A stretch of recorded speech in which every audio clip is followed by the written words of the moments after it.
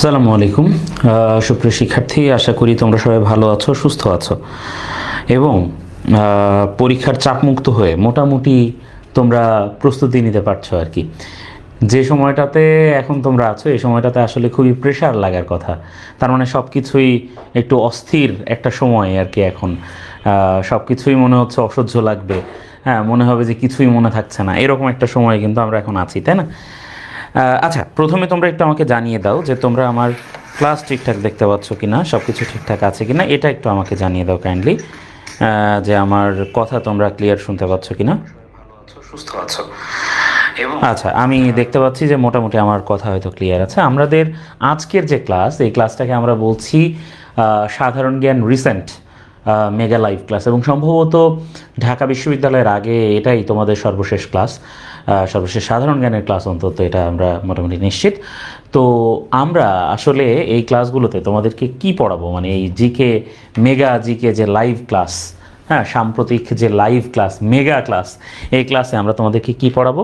আমরা তোমাদেরকে পড়াবো সাম্প্রতিক সময়ে যে ঘটনাগুলো ঘটে গেছে এবং এর সাথে রিলেটেড যে বিষয়গুলো আছে, হ্যাঁ, সেই ঘটে যাওয়া ঘটনা এবং তার সাথে রিলেটেড যে বিষয়গুলো আছে সেগুলোই আমরা মোটামুটি একটু ব্যাখ্যা বিশ্লেষণ করার চেষ্টা করব আমাদের আজকের ক্লাসে। তাহলে আমাদের এই সাম্প্রতিক মেগা লাইভ ক্লাসে তোমাদের সবাইকে স্বাগত জানাচ্ছি। আমি সাকিব শাহরিয়ার, এবং তোমরা তোমাদের মন্তব্যগুলো একটু তোমরা আমার সাথে এখানে বলে দেবে। তোমরা একটু তোমাদের বন্ধুবান্ধবকে একটু ডেকে নেবে, দাওয়াত করে নেবে, মেনশন করে দেবে, কারণ সাধারণ জ্ঞানের এই ক্লাসে আমরা মোটামুটি সাম্প্রতিকের বেশিরভাগ গুরুত্বপূর্ণ বিষয়গুলো আমরা এখানে আলাপ আলোচনা করে দেওয়ার চেষ্টা করব। আর তোমাদেরকে একটা বিষয় বলে রাখি, সেটা হচ্ছে আশা করা যায় এই ক্লাস থেকে তোমরা বেশ কয়েকটা প্রশ্ন কমন পেয়ে যাবা, কারণ ঢাকা বিশ্ববিদ্যালয়ে তো সাম্প্রতিকের বেশ কিছু প্রশ্ন থাকে।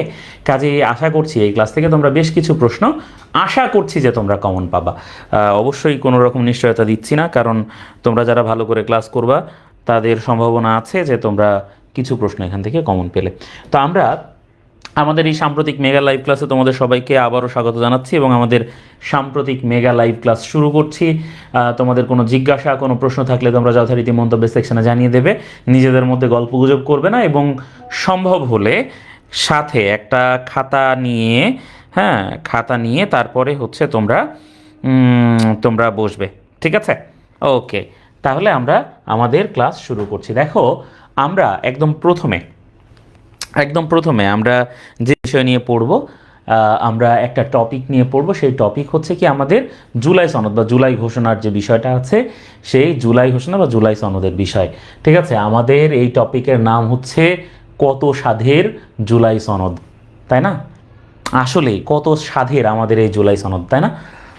মানে আমাদের শহীদদের, জুলাইয়ের শহীদদের রক্ত, তাদের সাথে দেয়া আমাদের যে প্রতিশ্রুতি, তারা যে কারণে রক্ত ঝরিয়েছেন, তাদের প্রতি দেয়া আমাদের যে প্রতিশ্রুতি, একটা সুন্দর একটা বাংলাদেশ গঠনের যে প্রতিশ্রুতি, সেই প্রতিশ্রুতিতে এই জুলাই সনদ একটা অন্যরকম গুরুত্ব বহন করবে, এরকমই আমাদের সবার আস্থা এবং বিশ্বাস ছিল, আমাদের সবার প্রত্যাশা ছিল, তাই না? তো সেই জায়গা থেকে হ্যাঁ, সেই জায়গা থেকে তোমরা দেখো, তোমাদের একটু এই বিষয়টা পড়তে হবে। আচ্ছা, তোমরা কি কমন পাবা কি না পাবা এটা নিয়ে চিন্তা করছো? ভাই দেখো, কমন নিয়ে চিন্তা করো না, বুঝছো? কমনের পিছনে মাত ভাগো, বুঝছো? কমন নিয়ে চিন্তা করো না ভাই। অবশ্যই যদি তোমার জানা থাকে, জানার বাইরে থেকে দেখবা কিছু আসবে না। তোমাদেরকে একটা জিনিস বলে রাখি, ঢাকা বিশ্ববিদ্যালয়ে তো 30টা প্রশ্ন থাকে সাধারণ জ্ঞান থেকে। তো এই 30টা প্রশ্নের মধ্যে তুমি যত ভালো করেই পড়ো, 30টাতে 30টাই তুমি কমন পাবা না। মিনিমাম 2টা প্রশ্ন থাকবে বা 3টা প্রশ্ন থাকবে যে প্রশ্ন আসলে খুবই আনকমন টাইপের প্রশ্ন হবে। ওইটা আসলে কোনো বই থেকে বা কোনো জায়গা থেকে সরাসরি তুলে কমন দেয়া বা ইয়ে করে, এটা পসিবল না। ওটা আসলে স্যারের যিনি প্রশ্ন করেছেন বা যারা প্রশ্ন করেছেন, এটা একেবারে তাদের নিজেদের ব্যক্তিগত ধ্যান ধারণা, তাদের পছন্দ অপছন্দ, এই সব জায়গা থেকে এই ব্যাপারগুলো মানে সংযোজিত করেন তারা প্রশ্নে। আর বাদ বাকি যে প্রশ্নগুলো আছে সেগুলো আসলে মোটামুটি গেজ করা যায় যে কোন জায়গা থেকে হবে, কোনটা আসতে পারে কোনটা আসতে পারে না। আমরা যারা দীর্ঘদিন ধরে পড়াচ্ছি, বিশেষ করে তো ভাই আমি তোমাদেরকে বলে রাখি, তোমরা লেকচারে যা পড়েছো, তোমরা বিশ্বাস করো অথবা নাই করো, তোমরা এখান থেকেই মোটামুটি 25টার উপরে প্রশ্ন সরাসরি কমন পাবা। তোমরা যারা আমার ক্লাস করেছো, 25টার উপরে প্রশ্ন তোমরা সরাসরি কমন পাবা। সাইব ভাই যদি এই ক্লাসে থাকে, আমি সাইব ভাইকে বলবো এই ক্লাসের রেকর্ড রেখে দিতে, ঠিক আছে? সাইব ভাই না বলছিল যে যারা যারা এই মেগা লাইভ ক্লাস করে কমন দেয় ঠিক আছে, তাদেরকে উনি ক্লাসের রেকর্ড রাখবে, হ্যাঁ, রেখে তারপরে পরীক্ষা হইলে এরপরে ধরবে, ঠিক আছে, যে কই এখন। কিন্তু জেনে রাখো যে তোমরা যারা আমার পেইড ব্যাচে ছিলে এবং যারা আমার ক্লাসগুলো ঠিকঠাক করেছো ভাইয়া, আমি তোমাদেরকে যে শিট দিয়েছি এবং যে ক্লাস করিয়েছি, যে স্লাইডগুলো তোমাদের দেওয়া হয়েছে এবং যে ক্লাস, সব স্লাইডে সব কিন্তু নাই, ক্লাসে অনেক কিছু আছে। তো এই ক্লাস এবং স্লাইড এই দুটো মিলিয়ে তোমরা আশা করা যায়, হ্যাঁ, দুটো মিলিয়ে আশা করা যায় যে তোমরা পাবে 25টা প্রশ্ন ইনশাল্লাহ তোমরা কমন পাবে। আর 5টা প্রশ্নের জন্যে এইটাও তোমাদের পক্ষে কমন পাওয়া সম্ভব, কিন্তু আমি বললাম 3টা প্রশ্ন একেবারেই একটু বিগ হাউস মার্কা হয়, মানে ওইটা কোত্থেকে হবে কি হবে না, এগুলো আসলে বলাটা একটু টাফ হয়। বাট মানে মোটামুটি 25 থেকে 27টা প্রশ্ন সরাসরি কমন পাওয়া সম্ভব, ঠিক আছে, একদম সরাসরি কমন পাওয়া সম্ভব। আর তার সাথে সাম্প্রতিকের কিছু বিষয় থাকে যেগুলো আসলে ওই যে বললাম টিচারদের ব্যক্তিগত পছন্দ অপছন্দ, হ্যাঁ, প্রশ্নকর্তার ব্যক্তিগত পছন্দ অপছন্দ, তার কোনো অনুরাগ বিরাগের ব্যাপার স্যাপার এগুলো থাকে, সেগুলো মিলিয়ে একটু আলাদা কিছু মানে তোমাদের কিছু বিষয় এটা হওয়ার থাকে আর কি। তো যাই হোক তোমরা একটু দেখো, আমরা জুলাই সনদ নিয়ে পড়া শুরু করব। প্রথমে দেখো, জুলাই সনদে আমরা জানি যে ডক্টর মোহাম্মদ ইউনুস তিনি একটা ঐক্যমত্য কমিশন নামে একটা কমিশন করেছিলেন। হ্যাঁ, বাংলাদেশে আমাদের এই জুলাইয়ের পরে বাংলাদেশে তোমার হচ্ছে মোট কমিশন হয়েছিল কয়টা? জুলাইয়ের পরে বাংলাদেশে মোট কমিশন হয়েছিল কয়টা? হ্যাঁ, কমিশন হয়েছিল হচ্ছে 11টা। এই 11টা কমিশনের মধ্যে একটা ছিল ঐক্যমত্য কমিশন। তাহলে এই ঐক্যমত্য কমিশনের কাজই ছিল সবগুলো রাজনৈতিক দল, যতগুলো রাজনৈতিক পক্ষ আছে, জুলাইয়ের যতগুলো স্টেক আছে সবগুলো স্টেককে এক জায়গায় করে, সবগুলো পক্ষকে এক জায়গায় করে তাদেরকে নিয়ে একটা ঐক্যমতে পৌঁছানো এবং সেই ঐক্যমতের উপর বেস করে জুলাই সনদ বা জুলাই ঘোষণাপত্র এটা দেয়া। তো তাহলে এই জায়গা থেকে জুলাই ঘোষণাপত্রকে আমরা বলছি কি? জুলাই ঘোষণাপত্রকে আমরা বলছি যে একটা ঐতিহাসিক দলিল। কি বলছি? জুলাই ঘোষণাপত্রকে বলছি একটা ঐতিহাসিক দলিল। 2024 সালে জুলাই গণ অভ্যুত্থানের একটা দলিল, যার মাধ্যমে জুলাই গণ অভ্যুত্থানকে রাষ্ট্রীয় এবং সাংবিধানিকভাবে স্বীকৃতি প্রদান করা হবে। এটা হচ্ছে মূলত জুলাইয়ের মানে সনদের মূল লক্ষ্য, মূল কাজ, মূল উদ্দেশ্য। দেখো, 5 আগস্ট 2025 জাতীয় সংসদের দক্ষিণ প্লাজায়, হ্যাঁ, 5 আগস্ট 2025-এ, তার মানে একেবারে শেখ হাসিনার পালায় যাওয়ার ঠিক 1 বছর পূর্তিতে, হ্যাঁ, দক্ষিণ প্লাজায়, জাতীয় সংসদের দক্ষিণ প্লাজায় হাজারো জনতার উপস্থিতিতে এবং বিভিন্ন রাজনৈতিক দলের শীর্ষ পর্যায়ের নেতাদের সঙ্গে নিয়ে জুলাই ঘোষণাপত্র পাঠ করেন অন্তর্বর্তী সরকারের প্রধান উপদেষ্টা ডক্টর মোহাম্মদ ইউনুস। তাহলে এইখানে আমরা দেখেছি যে জুলাইয়ের সকল পক্ষই মোটামুটি এখানে উপস্থিত থাকার চেষ্টা করা হয়েছিল। হ্যাঁ, এইবার আমরা দেখি জুলাই ঘোষণাপত্রে মোট 28টি দফার উল্লেখ রয়েছে। খুবই গুরুত্বপূর্ণ ব্যাপার। মোট কয়টি দফার উল্লেখ রয়েছে? 28টি দফার উল্লেখ রয়েছে। আমরা যদি এখানে একটু মার্ক করার চেষ্টা করি, মোট 28টা দফার উল্লেখ রয়েছে। এর মধ্যে প্রথম 21 দফায় অভ্যুত্থানের প্রেক্ষাপট বলা হয়েছে, যে অভ্যুত্থানের প্রেক্ষাপট কি ছিল, কি কারণে এই অভ্যুত্থানটা হলো, তাই না? আমরা এখন দেখি যে এই জুলাইয়ের যে যারা পালিয়ে গিয়ে, মানে যারা হেরে গিয়ে বা এই জুলাইয়ে তারা ক্ষমতা কুক্ষিগত করে রাখতে চেয়েছিল, হ্যাঁ, সাধারণ মানুষের বুকে গুলি চালায়, ছাত্রদের বুকে গুলি চালানোর পরেও যারা ক্ষমতা কুক্ষিগত করে রাখছিল, তারা বা তাদের দোসররা আমরা অনেকেই দেখেছি যে তারা এখন উল্লেখ করছে বা বলছে যে আসলে কিছুই হয়নি। মানে তাদের যে বরাবর মিথ্যাচারিতার যে স্বভাব, মিথ্যার যে বেশাতি, যে পশরা সাজিয়ে তারা বসে থাকে, আমরা দেখেছি যে দেশের বাইরে গিয়ে বা ওখান থেকে তারা নানা রকম ফুসমন্তর দেওয়ার চেষ্টা করছে, বলছে যে আসলে জুলাইয়ে কিছুই হয়নি। হ্যাঁ, তারপরে হচ্ছে তোমার এই যে এদের যারা শহীদ হয়েছেন, হ্যাঁ, তাদের যে মানে তোমার হচ্ছে তাদের যে সহযোদ্ধারা ছিল তারাই খুন করেছে, এই ধরনের নানা রকম কথাবার্তা তারা বলার চেষ্টা করছে। বাংলাদেশের ভেতরে তাদের যে দোসররা এখনো রয়েছে, যারা এখনো লুকায়িত অবস্থায় রয়েছে, তারাও বের হওয়ার চেষ্টা করছে, মাথাচাড়া দেওয়ার চেষ্টা করছে। কিন্তু দেখো, আসলে একটা প্রাণ যদি হারিয়ে যায়, সেই প্রাণটাকে আমরা কেউ ফেরত দিতে পারি না। অথচ ক্ষমতার মসনদে বসে রাষ্ট্রীয় ক্ষমতার মসনদে বসে এক একজন নিজেকে মানে ধরাকে সরা জ্ঞান করতে শুরু করেন, নিজেকে মূর্তিমান ঈশ্বর মনে করতে শুরু করেন, সর্বশক্তিমান মনে করতে শুরু করেন, এবং মানুষজনকে মানে কি বলবো, একেবারেই মানে পুরোপুরিভাবে তোমার হচ্ছে মানে তারা কোনো রকম যে মূল্যায়ন করেন না, কোনো রকম যে মানুষের জীবনের তাদের কাছে কোনো মূল্য নেই, এই বিষয়গুলো নিয়েই তারা কিন্তু এই বিষয়গুলোই বোঝাতে চায় যে ক্ষমতার সাথে তারা মানুষের তুলনায় মানে ক্ষমতাকেই তারা বরাবরই বেছে নেবেন এবং মানুষকে তারা আসলে মূল্যায়ন করেন না, মানুষের চাওয়া পাওয়াকে তারা মূল্যায়ন করেন না। যদি করতেন তাহলে এই কথা বলার আগে তাদের লজ্জা লাগতো। তো যাই হোক, এই যে প্রেক্ষাপট প্রথম 21 দফায়, এই প্রেক্ষাপটের কথাই বলা হয়েছে যে আসলে কেন আমাদের রাজপথে নেমে আসা লাগছিল, কেন আমাদের সন্তানদের বারবার রাজপথে নেমে নিজের বুকের তাজা রক্ত ঢেলে দেয়া লাগে। ঠিক আছে, এই প্রেক্ষাপটটাই মূলত প্রাথমিকভাবে বলা হয়েছে। ঠিক আছে, এই প্রেক্ষাপটটাই প্রাথমিকভাবে এখানে উল্লেখ করা হয়েছে। হ্যাঁ, তো দেখো, আচ্ছা আচ্ছা, তো একটু লক্ষ্য করো যে এই ঘোষণাপত্রে মানে প্রথম 21 দফায় মোট 28টা দফা, তার মধ্যে প্রথম 21টা দফায় বলা হয়েছে প্রেক্ষাপট এবং পরের 7টা দফায় বলা হয়েছে আগামী দিনের করণীয়। হ্যাঁ, ঘোষণাপত্রে 27 নম্বর দফায় বলা হয়েছে, ঘোষণাপত্রে 27 নম্বর দফায় বলা হয়েছে বাংলাদেশের জনগণ এই অভিপ্রায় ব্যক্ত করছে যে ছাত্র জনতার গণ অভ্যুত্থান 2024-এর উপযুক্ত রাষ্ট্রীয় সাংবিধানিক স্বীকৃতি প্রদান করা হবে এবং পরবর্তী নির্বাচনে নির্বাচিত সরকারের সংস্কারকৃত সংবিধানের তফসিলে এই ঘোষণাপত্র সন্নিবেশিত থাকবে। তাহলে আমরা দেখছি ঘোষণাপত্রের 27 নম্বর দফায় বলা হচ্ছে যে বাংলাদেশের জনগণ এই অভিপ্রায় ব্যক্ত করছে যে ছাত্র জনতার গণ অভ্যুত্থান 2024-এর উপযুক্ত রাষ্ট্রীয় ও সাংবিধানিক স্বীকৃতি প্রদান করা হবে। ঠিক আছে, এটা আশ্বস্ত করা হচ্ছে কবে? এই 27 নম্বর দফায়। কোন জায়গায়? ঘোষণাপত্রের 27 নম্বর দফায় এইটা বলা হচ্ছে এবং বলা হচ্ছে যে পরবর্তী নির্বাচনে যে নির্বাচিত সরকার থাকবে তারা এই সংস্কারকৃত সংবিধানের তফসিলে এই ঘোষণাপত্র, জুলাই ঘোষণাপত্র সন্নিবেশন করা হবে। এর মাধ্যমে 27 নম্বর দফায়, এই দফাটার মাধ্যমে মূলত বলা হচ্ছে যে এরপরে যেই ক্ষমতায় আসুক, সেটা বিএনপি হোক, জামাত হোক, এনসিপি হোক, তারা যখন ক্ষমতায় আসবে তারা কি করবে? তারা তারা এই এই যে নির্বাচিত সরকারের যে মানে তাদের দায়িত্ব হবে যে তারা যে সংশোধন করবে যে মানে যে সংবিধান, সেই সংবিধানের তফসিলে এই ঘোষণাপত্র তারা সন্নিবেশন করবে, অন্তর্ভুক্ত করবে, এটা বলা হচ্ছে। এই ঘোষণাপত্র 5 আগস্ট 2024 থেকে কার্যকর হয়েছে। তাহলে যদি বলা হয় যে এই ঘোষণাপত্র কার্যকরের ডেট কি, সেটা হচ্ছে 5 আগস্ট 2024, এই তারিখ থেকে ঘোষণাপত্র কার্যকর হয়েছে বলে আমরা ধরে নেব। ঠিক আছে, তাহলে কি আমরা বুঝতে পারলাম যে ঘোষণাপত্র কার্যকর হয়েছে বলে আমরা ধরে নেব 5 আগস্ট 2024 থেকে। ঠিক আছে, ওকে। এইবার তফসিলে তো সন্নিবেশিত হয়নি ভাইয়া, হবে। হ্যাঁ, আমরা এক নজরে যদি আমরা এই জুলাই ঘোষণাপত্রটা একটু দেখার চেষ্টা করি তাহলে আমরা দেখব যে এটাকে ইংরেজিতে জুলাই ডিক্লারেশন বলা হচ্ছে, জুলাই ঘোষণাপত্রকে।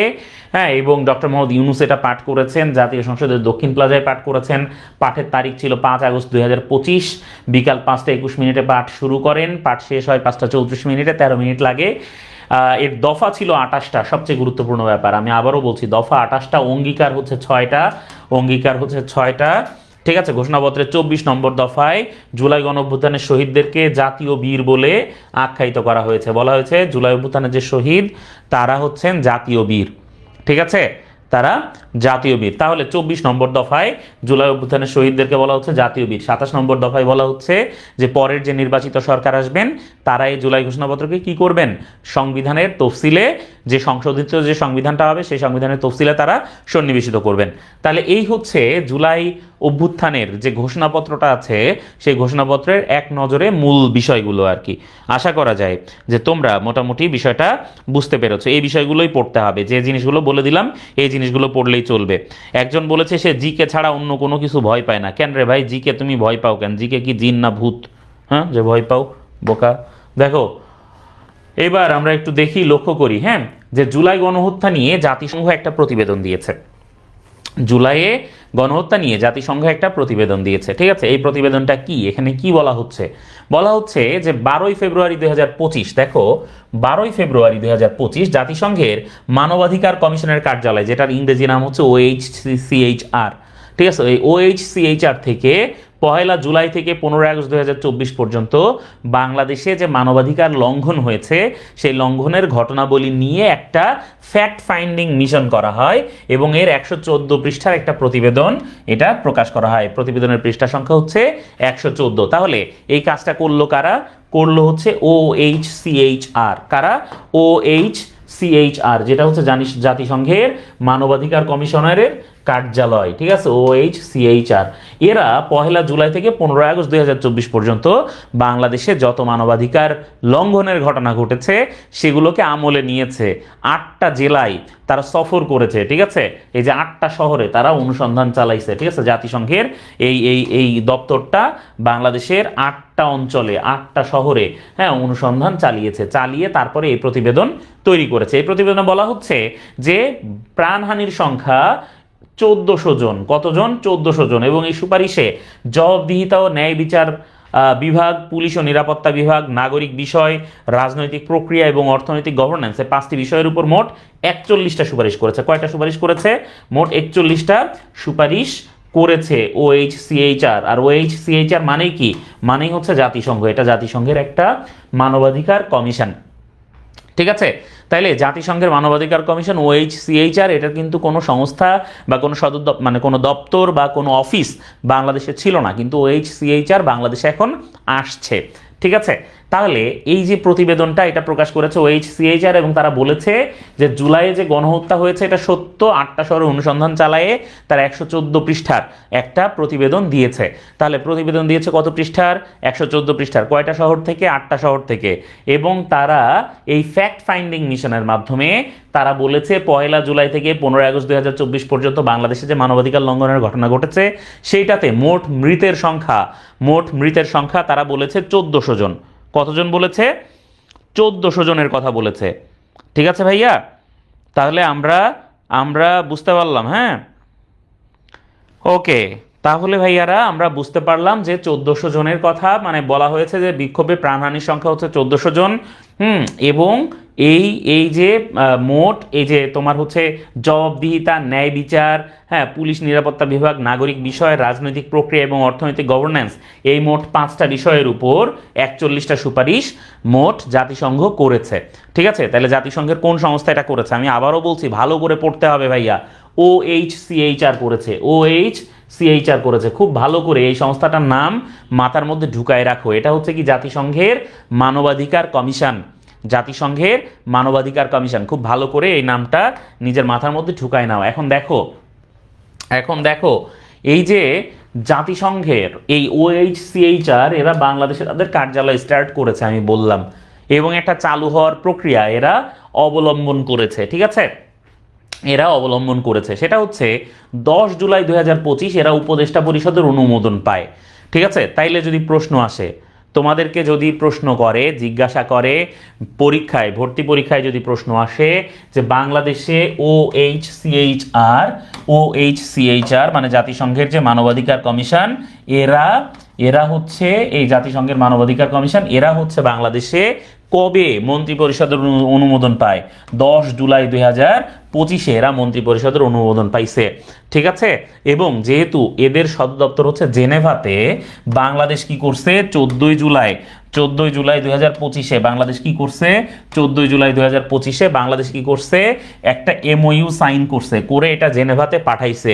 দেন 17 জুলাই হাই কমিশনার, তার মানে মানবাধিকার কমিশনের যে হাই কমিশনার আছে তার নাম হচ্ছে ভলকার তুর্ককে, এই যে এই ভদ্রলোকের নাম হচ্ছে ভলকার তুর্ক, তিনি OHCHR এর পক্ষে ওই MOU যেটা ওটা তিনি সাইন করে দেন, ঠিক আছে। তাইলে এইভাবে দুই পক্ষের মধ্যে কি হয়? একটা MOU সাইন হয়ে যায়, ঠিক আছে। অফিসিয়ালি যে OHCHR বাংলাদেশে আসছে এটা নিশ্চিত হয়ে যায়। এবং এই MOU এর মেয়াদ ছিল 3 বছর। যদি কোনো কারণে এরপরে OHCHR বাংলাদেশে ফাংশন করতে চায় তাহলে মানে এই মেয়াদ শেষ হওয়ার 90 দিন আগে, মানে 3 মাস আগেই অবহিত করতে হবে। এবং এইখানে OHCHR এর যে কর্মকর্তারা বাংলাদেশে কাজ করবেন তারা একদম পুরোপুরি কূটনীতিকদের মতো দায় মুক্তি পাবেন। কূটনীতিকদের দায় মুক্তি নিয়ে তোমরা কি জানো বা কি জানো আমি জানি না কতটুকু তোমরা জানো। কূটনীতিকরা অনেক ভালো মতো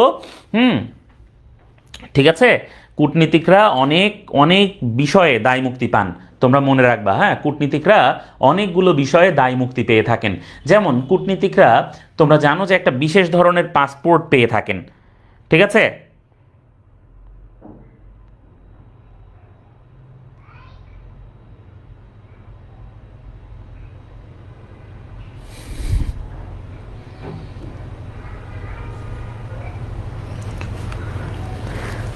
আচ্ছা, ঠিক আছে ভাইয়া, ধন্যবাদ জোনায়েদ, তোমার কথার জন্য খুবই ভালো লাগলো বিষয়টা জেনে। ঠিক আছে, এটা জেনে আমার কাছে খুবই ভালো লাগলো। অসংখ্য অসংখ্য ধন্যবাদ তোমাকে তোমার মতামতের জন্য। তো যাই হোক, যা বলছিলাম ভাইয়েরা, দেখো কূটনীতিকরা কিছু দায় মুক্তি পান। হ্যাঁ, কূটনীতিক নিয়ে যেহেতু কথা উঠেছে, আমি একটু বলে দিতে চাই তোমাদেরকে যে নর্মালি কূটনীতিক যারা থাকেন, হ্যাঁ, এই কূটনীতিকদের মধ্যে আবার একটা পরিভাষা চলে। তোমরা সেই পরিভাষাটা জানো কি না? পরিভাষাটা হচ্ছে পার্সোনা নন গ্রাটা। তোমরা এই পরিভাষা শুনেছো? পার্সোনা নন গ্রাটা। পার্সোনা নন গ্রাটা মানে হচ্ছে পার্সন নন নট গ্রান্টেড। তার মানে নর্মালি এই যে যারা কূটনীতিক থাকেন তারা তো বিশেষ প্রোটোকল পেয়ে থাকেন, কিন্তু কোনো কারণে যদি সেই কূটনীতিককে অবাঞ্ছিত ঘোষণা করা হয় কোনো রাষ্ট্রে বা ওই ওই সংশ্লিষ্ট রাষ্ট্রে, তাহলে তাকে বলা হয় পার্সোনা নন গ্রাটা। তাহলে পার্সোনা নন গ্রাটা জিনিসটা কি? পার্সোনা নন গ্রাটাটা হচ্ছে, হ্যাঁ, পার্সোনা নন গ্রাটাটা হচ্ছে কি ভাইয়া? পার্সোনা নন গ্রাটাটা হচ্ছে যে তোমার একজন কূটনীতিককে অবাঞ্ছিত ঘোষণা করা। পার্সোনা নন গ্রাটাটা কি? একজন কূটনীতিককে অবাঞ্ছিত ঘোষণা করা। ঠিক আছে, এটা হচ্ছে পার্সোনা নন গ্রাটার মূল লক্ষ্য বা মূল উদ্দেশ্য। ঠিক আছে, তার মানে কূটনীতিকরা যেমন দায় মুক্তি পেয়ে থাকেন একটা রাষ্ট্রে। তুমি যদি কোনো রাষ্ট্রে, মানে ধরো বাংলাদেশের রাষ্ট্রদূত হয়ে কোনো রাষ্ট্রে থাকো, তাহলে তোমাকে কি করতে হবে না? তোমাকে তোমার ব্যাগ ট্যাগ সাধারণত চেক করা হবে না। হ্যাঁ, তুমি সেইখানে আরও কিছু সুযোগ সুবিধা পাবা। তুমি ওইখানে তোমার নিজস্ব একজন গৃহ পরিচারিকা নিয়ে রাখতে পারবা। তুমি প্রোটোকল পাবা, ভিআইপি প্রোটোকল। ঠিক আছে, কিন্তু কোনো কারণে যদি তুমি ওই রাষ্ট্রের এমন কোনো আইন লঙ্ঘন করো যে আইনটা আসলে একেবারে তোমার মানাটা খুব জরুরি ছিল, তাহলে ওই রাষ্ট্র কি করতে পারে? ওই রাষ্ট্র কি করতে পারে ভাইয়া? ওই রাষ্ট্র যেটা করতে পারে সেটা হচ্ছে তোমাকে পার্সোনা নন গ্রাটা বা অবাঞ্ছিত ঘোষণা করতে পারে। একজন কূটনীতিকের জন্য এটা সর্বোচ্চ লজ্জার ব্যাপার। আমাদের বাংলাদেশের একজন কূটনীতিবিদ, তিনি জাপানে গিয়েছিলেন, জাপানে নিযুক্ত বাংলাদেশের কূটনীতিক ছিলেন। সেখানে যায় তিনি কি করছেন, একবার তিনি ওইখানে যায় এক জাপানি মহিলার রেপ করছেন। ঠিক আছে, করার পরে তারপরে তাকে পার্সোনা নন গ্রাটা ঘোষণা করা হয়েছে। এছাড়া বিভিন্ন সময়ে তোমরা দেখেছো কোনো দেশের সাথে কোনো দেশের অনেক ক্ষেত্রে কি হয়, একটা দেশের সাথে আরেকটা দেশের এই যে তোমার এটাকে বলে হচ্ছে সম্পর্কের অবনতি হয়। যেমন ধরো যে তোমার এক্ষেত্রে কূটনৈতিক শিষ্টাচার বলে একটা ব্যাপার আছে। হ্যাঁ, তোমরা দেখেছো যে আমাদের ধরো এই যে গাজাতে, গাজাতে যে ফিলিস্তিনের লোকজনের উপর যে ইসরায়েলি গণহত্যা চলছে, নির্বিচার গণহত্যা চলছে, মানে ইতিহাসের শ্রেষ্ঠতম ন্যাক্কারজনক 70,000-এর উপরে ফিলিস্তিনিকে জায়নবাদী রাষ্ট্র ইসরায়েল মেরে ফেলেছে, হত্যা করেছে। তাদের মধ্যে নারী রয়েছে, শিশু রয়েছে, বৃদ্ধ রয়েছে, যেটা জেনেভা কনভেনশনের সুস্পষ্ট লঙ্ঘন। ঠিক আছে, যেটা ইসরায়েল করতে পারে না কিন্তু করছে। ধরো এইরকম একটা ঘটনায় তোমরা দেখবে অনেক সময় কি করে, কূটনৈতিক প্রত্যাহার করে, কূটনৈতিক সম্পর্ক ছিন্ন করে। এগুলো হচ্ছে একটা বড় টাইপের প্রতিবাদের ফর্ম। ঠিক আছে, এগুলো হচ্ছে, হ্যাঁ, এটা হচ্ছে কি, এটা হচ্ছে এটা হচ্ছে মানে কি, এটা হচ্ছে তোমার মানে মানে একটা প্রতিবাদের ফর্ম। ঠিক আছে, আবার দেখো অনেক ক্ষেত্রে যেটা করা হয়, সেটা হচ্ছে যে তোমার ওই দেখবা যে কূটনৈতিক প্রত্যাহার করার পাশাপাশি কূটনৈতিকদের অপসারণ করে একটা দেশ। ঠিক আছে, যেমন ইউএসএ বিভিন্ন সময়ে তোমার হচ্ছে এই যে ইসলামের মানে ইসলামী নানা যে দেশগুলো আছে, ইসলামিক কান্ট্রি অনেকগুলোর উপরে, ধরো তারপরে ভেনিজুয়েলা, এদের কূটনীতিককে কি করে, অপসারণ করে প্রতিবাদ জানিয়ে। একটা দেশ আরেক দেশের সাথে সম্পর্ক, যেমন ফিলিপাইন চীনের মধ্যে যখন ঝামেলা হয়েছে দক্ষিণ চীন সাগরের একটা ইস্যু নিয়ে, তখন ফিলিপাইন কি করছে, চীনা কূটনীতিককে অপসারণ করছে, করে নিজের দেশে ফেরত পাঠাই দিছে। কাজেই কূটনীতিবিদদের মধ্যে এই ঘটনাগুলো ঘটে, তবে তারা অনেক প্রিভিলেজ পান। আর এই OHCHR এর যে কর্মকর্তারা থাকবে তারাও এই কূটনীতিকদের মতোই দায় মুক্তি পাবেন। ঠিক আছে, তারাও কি করবেন, তারাও হচ্ছে, হ্যাঁ, কূটনীতিকদের মতো দায় মুক্তি পাবেন। ঠিক আছে, ওকে ভাই রে ভাই। আচ্ছা শোনো, তোমরা তোমরা এত হাইপার হচ্ছ কেন? দেখো ভাই, সত্যি কথা বলতে কি, আমি সাধারণ জ্ঞানের যে মানে তোমাদেরকে যেটা দিয়েছি, হ্যাঁ, মানে সাম্প্রতিক কুইক রিসেন্ট যে বইটা দিয়েছি, সত্যি কথা বলতে কি, এটা যদি আমি বাণিজ্যিকভাবে উৎপাদন করতাম, কইরা যদি মানে সারা দেশে ইচ্ছামতো সেল করতাম, তাইলে তো ব্যাপারটা একরকম ছিল। কিন্তু এটার পেছনে 3-4জন মানুষ খুব এফোর্ট দিয়েছেন, হ্যাঁ, তারা খেটেছেন, এবং এইটা শুধুমাত্র তোমাদেরকেই দেয়া হচ্ছে, মানে যারা স্কুল অফ এক্সিলেন্সের শিক্ষার্থী আছো তাদেরকেই মূলত দেয়া হচ্ছে। ঠিক আছে, এটা তো আর একদম ওপেনে বিশাল বাণিজ্যিকভাবে সেল করার কোনো ব্যবস্থা করা হয়নি। কাজেই এইটার তো মানে একটু দাম, যেহেতু এটার ভোক্তা কম, তোমরা তো বোঝো ইকোনমিক্সের এটা নর্মাল ব্যাপার, তোমরা তো ইকোনমিক্স সবাই বেসিক ইকোনমিক্স পড়েছো বা জেনেছো, আমাদের আতিক ক্লাস নিয়েছে তোমাদের বেসিক ইকোনমিক্সের, তোমরা জানো যে যেটার চাহিদা বেশি হয় সেটার দাম একটু বেশি হয়।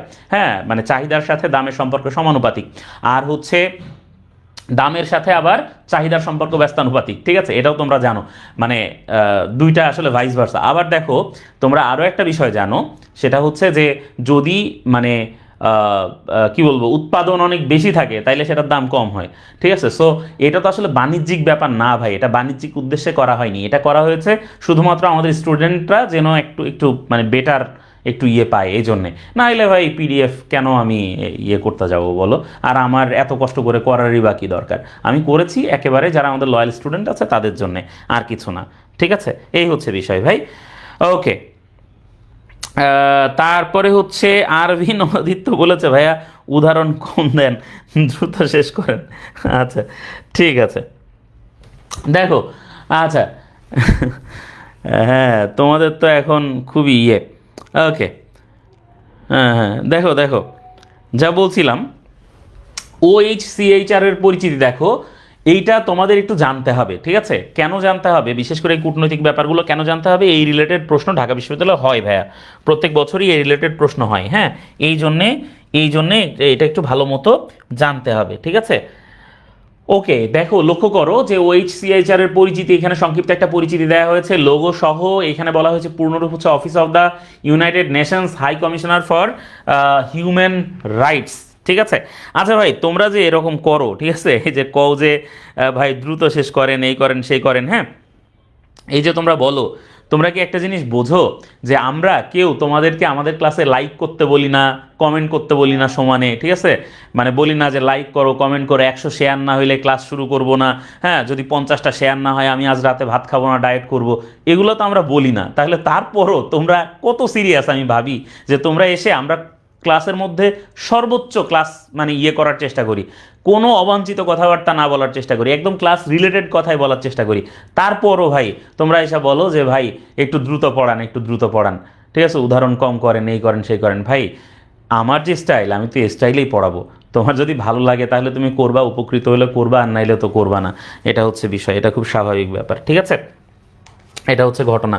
সো সবাই একটু ভালো করে মনোযোগ দিয়ে দেখো, যেটা আমি তোমাদের জন্য ভালো মনে করছি, যেটা আমার স্টাইল, সেভাবে আমি পড়াবো, লক্ষ্য করো ভাইয়া। তো যা বলছিলাম OHCHR এর পূর্ণরূপটা তো একটু ভালো করে পড়বা, তারপরে দেখো এইখানে তোমরা পড়বা হচ্ছে যে এর ম্যান্ডেট হচ্ছে জাতিসংঘ সনদ এবং মানবাধিকার সনদ। তার মানে এই ম্যান্ডেটের কথাটা আসলে কি আসছে, এখানে কি বলা হচ্ছে, বলা হচ্ছে যে OHCHR এর বৈধতাকে, OHCHR যে কাজকর্ম করবে, এরা যে হচ্ছে তোমার মানবাধিকার রক্ষার জন্য, এদেরকে তো নানা মতের বিপক্ষে যেতে হবে, নানা মত নিয়ে কাজ করতে হবে, তো এরা যে কাজটা করবে, এদের এদের রক্ষা কবচ হিসেবে কাজ করবে হচ্ছে, তোমরা জানো জাতিসংঘের সনদ আছে, যেটা রচয়িতাকে, জাতিসংঘের সনদ কে রচনা করেছিলেন তোমরা জানো, জাতিসংঘ সনদ রচয়িতা ছিলেন আর্কিবেল্ড ম্যাকলিস, ঠিক আছে, তিনি রচনা করেছিলেন জাতিসংঘ সনদ। জাতিসংঘ সনদের ধারা সংখ্যা বা অনুচ্ছেদ সংখ্যা কয়টা বলতে পারবা, যারা বলতে পারো, যারা জানো কমেন্টে এটা একটু লেখো, জাতিসংঘ সনদের অনুচ্ছেদ কয়টা একটু লেখো।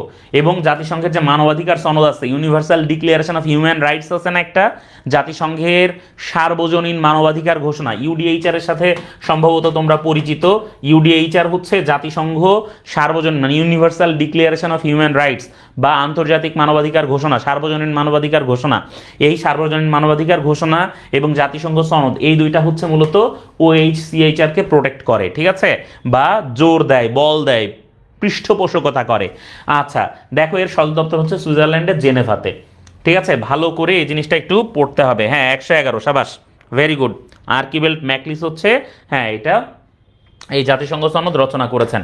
পরের আমরা দেখি তত্ত্বাবধায়ক সরকার নিয়ে আলোচনা, ঠিক আছে, তাহলে OHCHRটা ভালো করে পড়তে হবে। তত্ত্বাবধায়ক সরকারটা বর্তমান সময়ের জন্য খুবই খুবই খুবই গুরুত্বপূর্ণ। তত্ত্বাবধায়ক সরকার থেকে প্রশ্ন আসার পসিবিলিটি মোটামুটি 80%। গত বছরও প্রশ্ন এসেছে, এবছরও প্রশ্ন আসার পসিবিলিটি একেবারে 80%, ঠিক আছে। কাজেই তত্ত্বাবধায়ক সরকারটা একটু ভালো করে দেখো, লক্ষ্য করো। তত্ত্বাবধায়ক সরকার কি, তত্ত্বাবধায়ক সরকার হচ্ছে অন্তর্বর্তীকালীন সরকার, বাট অনেকেই এই অন্তর্বর্তীকালীন সরকারটারে বর্তমান অন্তর্বর্তীকালীন সরকারের সাথে মিলাচ্ছে, ব্যাপারটা এরকম না। তত্ত্বাবধায়ক সরকারের কাজ হচ্ছে মানে একটা নির্বাচন হওয়ার পরে, মানে একটা দল মানে ক্ষমতা ছাড়ার পরে বা তারা ক্ষমতা গ্রহণ করার পরে ঠিক 90 দিনের দিন বা 90 দিনের মানে কাছাকাছি সময়ের মধ্যে হচ্ছে তোমার এই একটা একটা নির্বাচন, গ্রহণযোগ্য একটা নির্বাচন এইটা দেয়া আর কি। তাহলে স্বল্প মেয়াদের সরকার, যেটা স্বল্প মেয়াদের সরকার, সেটাই হচ্ছে মূলত অন্তর্বর্তীকালীন সরকার বা তত্ত্বাবধায়ক সরকার। তত্ত্বাবধায়ক সরকারের মূল দায়িত্ব হচ্ছে সুষ্ঠু আর নিরপেক্ষ নির্বাচন নিশ্চিত করা। দেখো, তত্ত্বাবধায়ক সরকার কার্যকর হয় সংসদের যখন মেয়াদ শেষ হয় বা আগাম নির্বাচনের প্রয়োজন হয় তখন। প্রথম তত্ত্বাবধায়ক সরকার গঠিত হয়েছিল 6 ডিসেম্বর 1990 সালে। এই তত্ত্বাবধায়ক সরকার বা এই কেয়ারটেকার গভর্নমেন্ট যেটা, এটা কিন্তু আসলে বিশাল একটা আন্দোলনের ফল ছিল, খুব সহজে কিন্তু এটা আসে নাই। তোমরা অনেকেই সে আন্দোলনের কথা জানো। মজার ব্যাপার হচ্ছে এই তত্ত্বাবধায়ক সরকারের জন্য আন্দোলন করেছিলেন শেখ হাসিনা সহ, হ্যাঁ, জামাতের যারা নেতা ছিলেন, মানে আওয়ামী লীগ জামাত, এরা হচ্ছে একটানা আন্দোলন করে তোমার এই তত্ত্বাবধায়ক সরকার ব্যবস্থা সূচনা করছিল বা তত্ত্বাবধায়ক সরকার নিয়ে আসছিল। তো দেখো, বাংলাদেশে প্রথম তত্ত্বাবধায়ক সরকারের উপদেষ্টা হয়েছিলেন, প্রধান উপদেষ্টা ছিলেন বিচারপতি শাহাবুদ্দিন আহমেদ। ঠিক আছে, প্রথম তত্ত্বাবধায়ক সরকারের উপদেষ্টা ছিলেন বিচারপতি শাহাবুদ্দিন আহমেদ। প্রথম তত্ত্বাবধায়ক সরকারের অধীনে অনুষ্ঠিত হয় পঞ্চম জাতীয় সংসদ নির্বাচন। ঠিক আছে, পঞ্চম জাতীয় সংসদ নির্বাচন অনুষ্ঠিত হয়। প্রথম তত্ত্বাবধায়ক সরকারের কর্মকাণ্ড বৈধ করা হয় একাদশ সংশোধনীর মাধ্যমে। 6 আগস্ট 1991 সালে এই একাদশ সংশোধনী দেয়া হয়। এই যে পয়েন্টগুলো খুবই গুরুত্বপূর্ণ পয়েন্ট, খুবই গুরুত্বপূর্ণ তথ্য তত্ত্বাবধায়ক সংক্রান্ত। কাজেই তত্ত্বাবধায়ক সরকার সংক্রান্ত এই পয়েন্টগুলো ভালো করে পড়তে হবে, যেগুলো আমি মার্ক করে দিলাম বা যে তথ্যগুলোর কথা বললাম। এইবার লক্ষ্য করো, সংবিধানের ত্রয়োদশ সংশোধনীর মাধ্যমে, কততম? ত্রয়োদশ মানে হচ্ছে ভাই 13তম। ত্রয়োদশ মানে কততম? 13তম সংশোধনীর মাধ্যমে তত্ত্বাবধায়ক সরকার ব্যবস্থা প্রতিষ্ঠা করা হয়। এবং সপ্তম নির্বাচন, প্রথম নির্বাচন হচ্ছে সপ্তম নির্বাচন। তত্ত্বাবধায়ক সরকার সাংবিধানিকভাবে গঠিত হয় 30 মার্চ 1996 সালে। সাংবিধানিকভাবে তত্ত্বাবধায়ক সরকার গঠিত হয় 30 মার্চ 1996 সালে। দেখো, এই প্রথম তত্ত্বাবধায়ক সরকারের কার্যকাল ছিল 84 দিন। হ্যাঁ, তত্ত্বাবধায়ক সরকারের 90 দিনের মধ্যে নির্বাচন সম্পন্ন করার বিধান ছিল, যেটা বললাম। তত্ত্বাবধায়ক সরকার সাধারণত রাষ্ট্রপতির নিকট দায়বদ্ধ থাকেন। তাহলে 90 দিনের মধ্যে নির্বাচন সম্পন্ন করতে হয়। প্রথম তত্ত্বাবধায়ক সরকার সম্পন্ন করছিল 84 দিনে। এবং তত্ত্বাবধায়ক সরকার সাংবিধানিকভাবে গঠিত হয় 30 মার্চ 1996। সর্বপ্রথম তত্ত্বাবধায়ক সরকার কি সাংবিধানিকভাবে গঠিত হয়। এখন লক্ষ্য করো, সংবিধানের এই যে আওয়ামী লীগ সরকার 30 জুন 2011-তে 15তম সংশোধনী পাশ করে। এই পঞ্চদশ সংশোধনী, যেটা সংবিধানের এই পঞ্চদশ সংশোধনী একটা সর্বনেশে সংশোধনী ছিল। এই সংশোধনীর মাধ্যমে মোটামুটি সংবিধানের অনেক গুরুত্বপূর্ণ বিষয় আওয়ামী লীগ সরকার চেঞ্জ করে। তার মধ্যে একটা হচ্ছে এই তত্ত্বাবধায়ক সরকার ব্যবস্থা। আওয়ামী লীগ আন্দোলন করে তত্ত্বাবধায়ক সরকার ব্যবস্থা নিয়ে আসছিল, তারাই আবার কি করে? তারাই আবার এই তত্ত্বাবধায়ক সরকার ব্যবস্থা বাতিল করে। আর যে আওয়ামী লীগ বিএনপির কাছ থেকে জোর করে এই তত্ত্বাবধায়ক সরকার ব্যবস্থা নিয়েছিল, সেই বিএনপি আবার জোর করে এই তত্ত্বাবধায়ক সরকার, মানে আন্দোলন করে এই তত্ত্বাবধায়ক সরকার আবার নিয়ে আসার চেষ্টা করে। মানে কি একটা ভাবো, রাজনীতি আসলে কই থেকে কই নিয়ে যায় মানুষরা। দেখো, 19 আগস্ট 2024-এ সংবিধানের পঞ্চদশ সংশোধনী সংবিধানের সাথে সাংঘর্ষিক ঘোষণা করা হয় এবং এর মাধ্যমে এই পঞ্চদশ সংশোধনী বাতিল করা, ঠিক আছে, পঞ্চদশ সংশোধনী বাতিল করা হয়। দেখো, সংবিধানের ত্রয়োদশ সংশোধনীর মাধ্যমে চতুর্থ ভাগে 2-এর ক পরিচ্ছেদে নির্দলীয় তত্ত্বাবধায়ক সরকার নামে পরিচ্ছেদ যুক্ত করা হয়।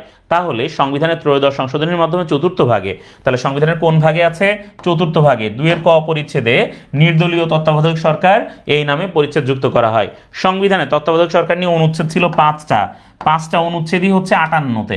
58-র ক, খ, গ, ঘ, ঙ, এই 5টা অনুচ্ছেদ হচ্ছে তত্ত্বাবধায়ক সরকার ব্যবস্থা সম্পর্কিত অনুচ্ছেদ। ভাইয়া, সংবিধানে তত্ত্বাবধায়ক সরকার সংক্রান্ত অনুচ্ছেদ ছিল 5টা। কয়টা? 5টা, মনে রাখতে হবে, প্রশ্ন আসতে পারে। সংবিধানে তত্ত্বাবধায়ক সরকার সংক্রান্ত অনুচ্ছেদ ছিল কয়টা? 5টা। ঠিক আছে, এই ক, খ, গ, ঘ, ঙ কত নাম্বারের? 58 নাম্বার অনুচ্ছেদের, সংবিধানের 58 নাম্বার অনুচ্ছেদের। কততম সংশোধনীর মাধ্যমে তত্ত্বাবধায়ক সরকার ব্যবস্থা বাতিল করা হয়? 15তম সংশোধনীর মাধ্যমে বাতিল করা হয়। প্রথম তত্ত্বাবধায়ক সরকারের মাধ্যমে কততম, মানে এই যে কততম, এটাকে কি বলে? নির্বাচন অনুষ্ঠিত হয়। আমরা জানি প্রথম সপ্তম নির্বাচন অনুষ্ঠিত হয়। ঠিক আছে, আর সাংবিধানিকভাবে প্রথম তত্ত্বাবধায়ক সরকার কবে গঠিত হয়? 30 মার্চ 1996 গঠিত হয়। তাহলে এইটা তোমরা পড়বা ভালো করে। তত্ত্বাবধায়ক সরকারের সকল তথ্য খুব ভালো করে পড়তে হবে। আমি আবারও বলছি, তত্ত্বাবধায়ক সরকারের সকল তথ্য খুব ভালো করে পড়তে হবে, কারণ তত্ত্বাবধায়ক সরকার থেকে প্রশ্ন আসার পসিবিলিটি কিন্তু অনেক বেশি।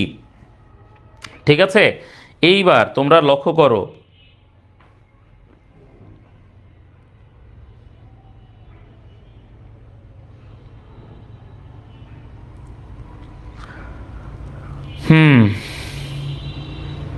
আচ্ছা এইবার লক্ষ্য করো যে আলোচিত চিকেন স্নেক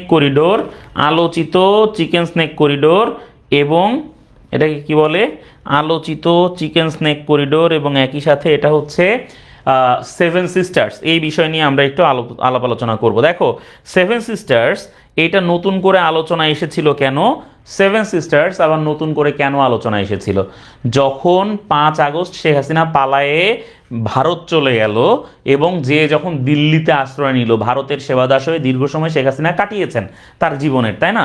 পরে যখন তিনি দিল্লিতে পালিয়ে গেলেন, যাওয়ার পরে ওই যে ডক্টর মোহাম্মদ ইউনূস তখনও ক্ষমতা গ্রহণ করেননি, সেরকম একটা সময়ে ডক্টর মোহাম্মদ ইউনূস একটা সাক্ষাৎকার দিলেন। সেই সাক্ষাৎকারে তাকে জিজ্ঞেস করা হলো যে ভারতের পাশে বাংলাদেশ, হ্যাঁ ভারতের পাশে বাংলাদেশ, এত বড় একটা দেশের পাশে যদি ছোট একটা রাষ্ট্র থাকে, তাইলে যদি সেই বড় দেশটার প্রভাবে ছোট রাষ্ট্রটার বিভিন্ন রকম পরিবর্তন আসে বা বিভিন্ন দিক মেনটেন করে চলতে হয়, তাইলে এটাকে কি বলে, এটাকে বলে হচ্ছে এটাকে বলে হচ্ছে স্যাটেলাইট স্টেট। তোমরা স্যাটেলাইট স্টেটের নাম শুনেছো? নর্মালি আমি একটু লিখি, হ্যাঁ এটাকে বলে হচ্ছে স্যাটেলাইট স্টেট। তোমরা স্যাটেলাইট স্টেট কথাটা শুনেছো কিনা জানি না। স্যাটেলাইট স্টেট কি?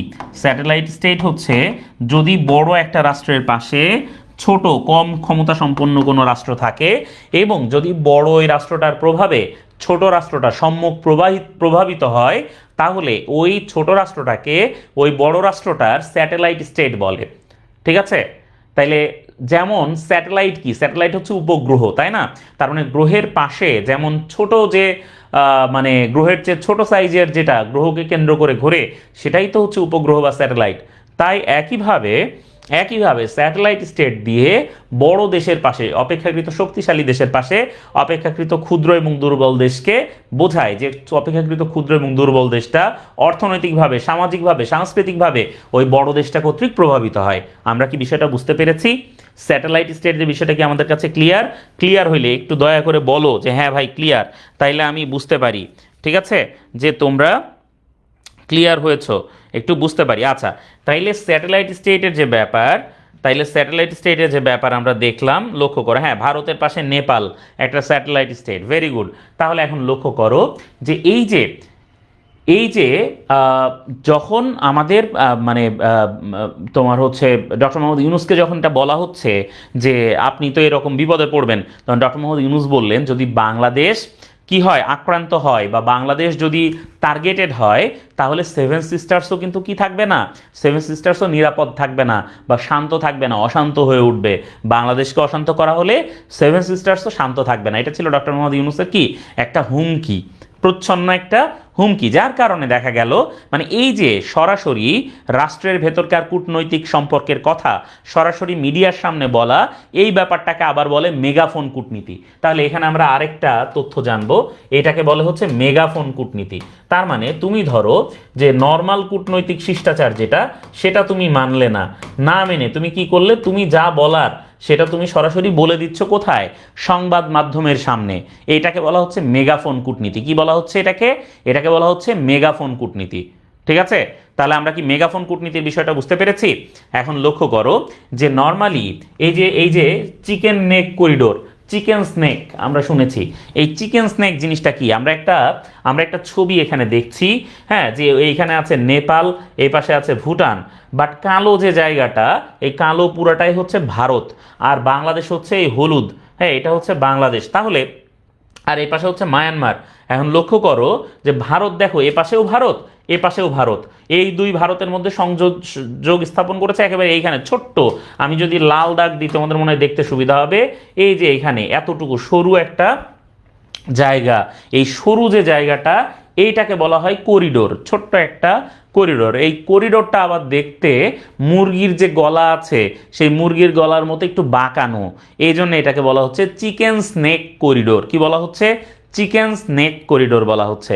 ভারতের মূল ভূখণ্ডের সাথে ভারতের এইখানে যে 7টা রাজ্য আছে, আমরা জানি ভারতের যে উত্তর পূর্বাঞ্চলীয় 7টা রাজ্য আছে, সেই 7টা রাজ্যকে আমরা বলি সেভেন সিস্টার্স, তাই না? সেভেন সিস্টার্স মনে রাখার কৌশল আমরা ক্লাসে পড়েছি, তারপরও জাস্ট সংক্ষেপে তোমাদের বলে দিই। সেভেন সিস্টার্স ভুক্ত রাজ্যগুলো আমরা মনে রাখতে পারি আমি থ্রি অমে নাম দিয়ে, তাই না? আমি থ্রি অমে নাম দিয়ে আসাম, মিজোরাম, ত্রিপুরা, অরুণাচল, মেঘালয়, নাগাল্যান্ড, মণিপুর, এভাবে। আমি আবারও বলছি, আসাম, মিজোরাম, ত্রিপুরা, অরুণাচল, মেঘালয়, নাগাল্যান্ড, মণিপুর, এই হচ্ছে 7টা রাজ্য, যে 7টা রাজ্য হচ্ছে সেভেন সিস্টার্স ভুক্ত রাজ্য। ঠিক আছে, সেভেন সিস্টার্স ভুক্ত স্টেট। এই স্টেটের সাথে ভারতের মূল ভূখণ্ডের সম্পর্ক শুধুমাত্র এই চিকেন স্নেক করিডোর দিয়ে। কাজেই এই শিলিগুড়ি করিডোর ওরফে চিকেন স্নেক করিডোরের খুব মারাত্মক ধরনের গুরুত্ব রয়েছে ভারতের কাছে। এই 7টা রাজ্যকে মূলত মানে কানেক্টেড করেছে ভারতের অন্য যে 22টা রাজ্য আছে, এখন 21টা, এটার সাথে কানেক্টেড করেছে মূলত এই চিকেন স্নেক করিডোর। কাজেই আমাদের খুব ভালো করে, যে করিডোরটা অনেকটা মুরগির গলার মতো দেখতে হয়, এটাকে বলে চিকেন স্নেক করিডোর। অনেকটা মুরগির গলার মতো দেখতে হয়, এটাকে কি বলছে? এটাকে বলছে চিকেন স্নেক করিডোর। ঠিক আছে, তাহলে আমরা কি বুঝতে পারলাম? আচ্ছা, মেগাফোন কূটনীতির যে বিষয়টা, ধরো যে একজন রাষ্ট্রপ্রধান আরেকজন রাষ্ট্রপ্রধানের সাথে টেলিফোনে কথা বলতে পারেন, নিজেরা আলাপ করতে পারেন, কিন্তু যদি তারা এই কূটনৈতিক শিষ্টাচার না মেনে বা কূটনৈতিক ওই সাইকেলে না যেয়ে, ওই পথে না যেয়ে, ওই ওয়েটা মানে না যেয়ে তারা করলেন কি, তারা মিডিয়ার সামনে বা ফেসবুক স্ট্যাটাস দিয়ে এই টাইপ কথাবার্তা বলে দিলেন, এটা হচ্ছে মেগাফোন কূটনীতি। মানে নর্মালি মেগাফোন মানে কি? মেগাফোন মানে হচ্ছে মানে ওই মাইকের মতো, যেটা মাইকের মতো, হ্যান্ড মাইককে মেগাফোন বলে। তাইলে হ্যান্ড মাইক দিয়া তুমি যদি বলো, সবাই শুনবে। যে কথাটা একটা ঘরের মধ্যে বসে, হ্যাঁ, দুইজন পাশাপাশি বসে বলার কথা, সেটা যদি তুমি হ্যান্ড মাইক দিয়া বলো, তাইলে ওই কূটনীতিটা হচ্ছে মেগাফোন কূটনীতি। ঠিক আছে, যেটা অনেক লাউড কূটনীতিক ব্যবস্থা আর কি। এরপরে দেখো যে চিকেন নেক করিডোর বাংলাদেশ এবং নেপালকে পৃথক করেছে। কোন কোন দেশ? বাংলাদেশ আর নেপালকে এই চিকেন স্নেক করিডোর পৃথক করেছে। ঠিক আছে, এই করিডোরের মাধ্যমে ভারতের উত্তর পূর্বাঞ্চলীয় 7টি রাজ্য ভারতের মূল ভূখণ্ডের সাথে যুক্ত হয়েছে। এই 7টি রাজ্যকে সেভেন সিস্টার্স বলা হয়। তাহলে সেভেন সিস্টার্স হচ্ছে ভারতের উত্তর পূর্বাঞ্চলীয় 7টি রাজ্য। এর দৈর্ঘ্য প্রায় 60 কিলোমিটার এবং প্রস্থ 22 কিলোমিটারের মতো। ঠিক আছে, এই চিকেন স্নেক করিডোরের দৈর্ঘ্য হচ্ছে 60 কিলোমিটারের মতো এবং প্রস্থ মোটামুটি 22 কিলোমিটারের মতো। ঠিক আছে, এই হচ্ছে চিকেন স্নেক করিডোরের মূল বিষয়। তোমরা ছবিতে শিলিগুড়ি করিডোর বা চিকেন নেক করিডোরটা দেখতে পাচ্ছ, এবং নেপাল ভুটানের সাথে কিভাবে বাংলাদেশের সংযোগ থাকার সম্ভাবনা ছিল, কিন্তু ভারতের এই চিকেন স্নেক করিডোর সেটা ধ্বংস করে ফেলছে, সেটাও তোমরা দেখতেছো। এবার দেখো বদ্বীপ মহাপরিকল্পনা 2100। বদ্বীপ মহাপরিকল্পনা বা ডেল্টা প্ল্যান, আমাদের একটু ভালো মতো ডেল্টা প্ল্যান বা বদ্বীপ মহাপরিকল্পনা এটা দেখতে হবে। এটাকে ইংরেজিতে বলা হইতেছে ডেল্টা প্ল্যান। কি বলা হচ্ছে ইংরেজিতে? এটাকে বলা হচ্ছে ডেল্টা প্ল্যান। তাহলে বদ্বীপ মহাপরিকল্পনা বা ডেল্টা প্ল্যান, ডেল্টা শব্দের অর্থ হচ্ছে বদ্বীপ। ডেল্টা শব্দের অর্থ হচ্ছে বদ্বীপ। আমাদের যে বাংলাদেশটা আছে, এই বাংলাদেশটা হচ্ছে একটা বদ্বীপ। ঠিক আছে, বাংলাদেশটা হচ্ছে একটা বদ্বীপ। বদ্বীপকে ইংরেজিতে বলে রিভার ডেল্টা। কি বলে? রিভার ডেল্টা বলে। তাহলে নর্মালি বদ্বীপ কিভাবে গঠিত হয়, তোমরা যখন ক্লাসে ছিলে আমি কিন্তু তোমাদের এই জিনিসটা পড়িয়েছি খুব ভালো করে। নর্মালি যদি একটা নদীবাহিত পলিমাটি এসে সাগর সঙ্গমে এসে পড়ে, সাগরের মুখে এসে যদি ওই পলি জমতে থাকে এবং সেইখানে প্রথমে গ্রিক ডেল্টা বা বাংলা ব অক্ষরের মতো একটা শেপ করে একটা দ্বীপ তৈরি হয়, তাহলে সেটা হচ্ছে বদ্বীপ। নর্মালি বদ্বীপ যখন এক্সপ্যান্ড হয়, আরও বাড়ে, বড় হয়, তখন আর ব শেপটা থাকে না। হ্যাঁ, বাংলাদেশ একটা বদ্বীপ। বাংলাদেশের যে বৃহত্তর যশোর অঞ্চল, সেটাকে বলে মৃত বদ্বীপ অঞ্চল। বাংলাদেশের জীবিত বদ্বীপ হচ্ছে সুন্দরবন। এবং যদি প্রশ্ন আসে যে বাংলাদেশের সবচেয়ে বড় বদ্বীপ কোনটা, তাহলে সেটাও হবে সুন্দরবন। আমরা কি বিষয়টা বুঝতে পেরেছি? বোঝো। আমি আবার বলি, পৃথিবীর সবচেয়ে বড় বদ্বীপ হচ্ছে বাংলাদেশ। বাংলাদেশের মৃত বদ্বীপ অঞ্চল বলা হয় বৃহত্তর যশোরকে। আমি আবারও বলছি, বাংলাদেশের সবচেয়ে বড় বদ্বীপ হচ্ছে, মানে পৃথিবীর সবচেয়ে বড় বদ্বীপ হচ্ছে বাংলাদেশ। বাংলাদেশের মৃত বদ্বীপ অঞ্চল বলা হয় বৃহত্তর যশোরকে। বাংলাদেশের জীবিত বদ্বীপ বা এখনও এক্সপ্যানশন হচ্ছে এরকম বদ্বীপ হচ্ছে সুন্দরবন অঞ্চল। এবং সুন্দরবন বাংলাদেশের সবচেয়ে বড় বদ্বীপ। তবে বাংলাদেশের সবচেয়ে বড় দ্বীপ হচ্ছে ভোলা। ভোলাকে বলা হয় বাংলাদেশের দ্বীপের রানী। বাংলাদেশের একমাত্র প্রবাল দ্বীপ হচ্ছে সেন্ট মার্টিন। একমাত্র পাথুরে দ্বীপ হচ্ছে মহেশখালী, মানে যে দ্বীপে পাহাড় পর্বত আছে আর কি। ঠিক আছে, তাহলে কি আমরা বিষয়গুলো বুঝতে পারছি কিনা, কোন কোন দ্বীপের কথা আমরা বলেছি? ঠিক আছে, আমরা কি বুঝতে পেরেছি ভাইয়ারা? ওকে, আশা করি আমরা মোটামুটি বুঝতে পেরেছি।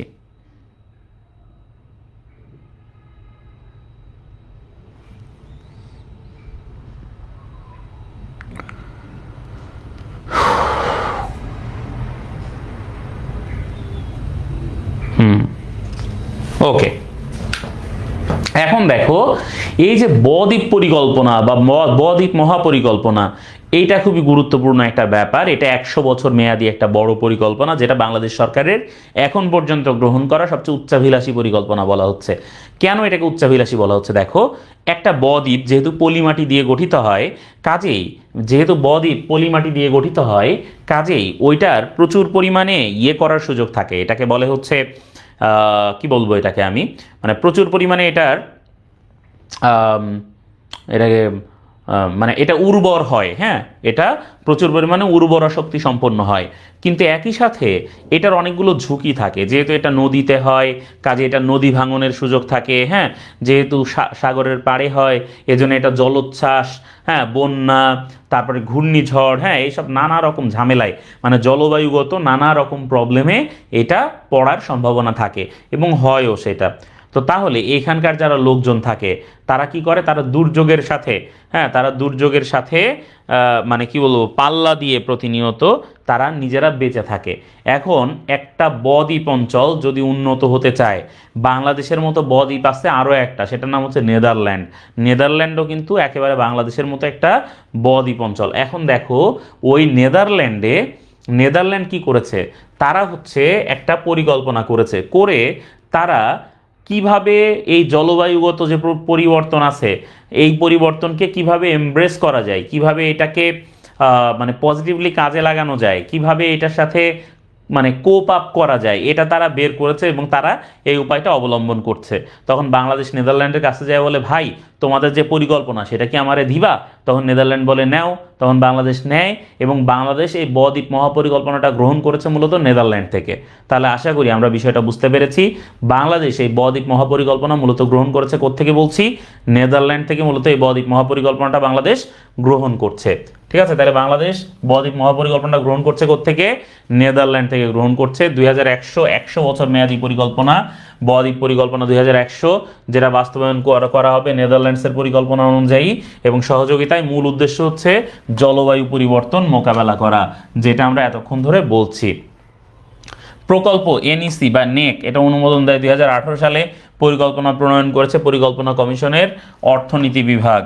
পরিকল্পনায় দেশকে 6টা হটস্পটে ভাগ করা হয়েছে। খুবই গুরুত্বপূর্ণ তথ্য, মোট 6টা হটস্পটে ভাগ করা হয়েছে এবং এই পরিকল্পনায় নির্দিষ্ট অভিষ্ট বা নির্দিষ্ট লক্ষ্য আছে 6টা এবং মেয়াদের পর্যায়ে আছে 3টা।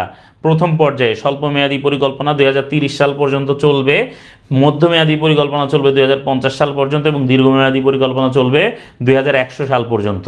এই জন্য এটাকে ডেল্টা প্ল্যান 2100 বা 100 বছর মেয়াদী মহাপরিকল্পনা বলা হচ্ছে।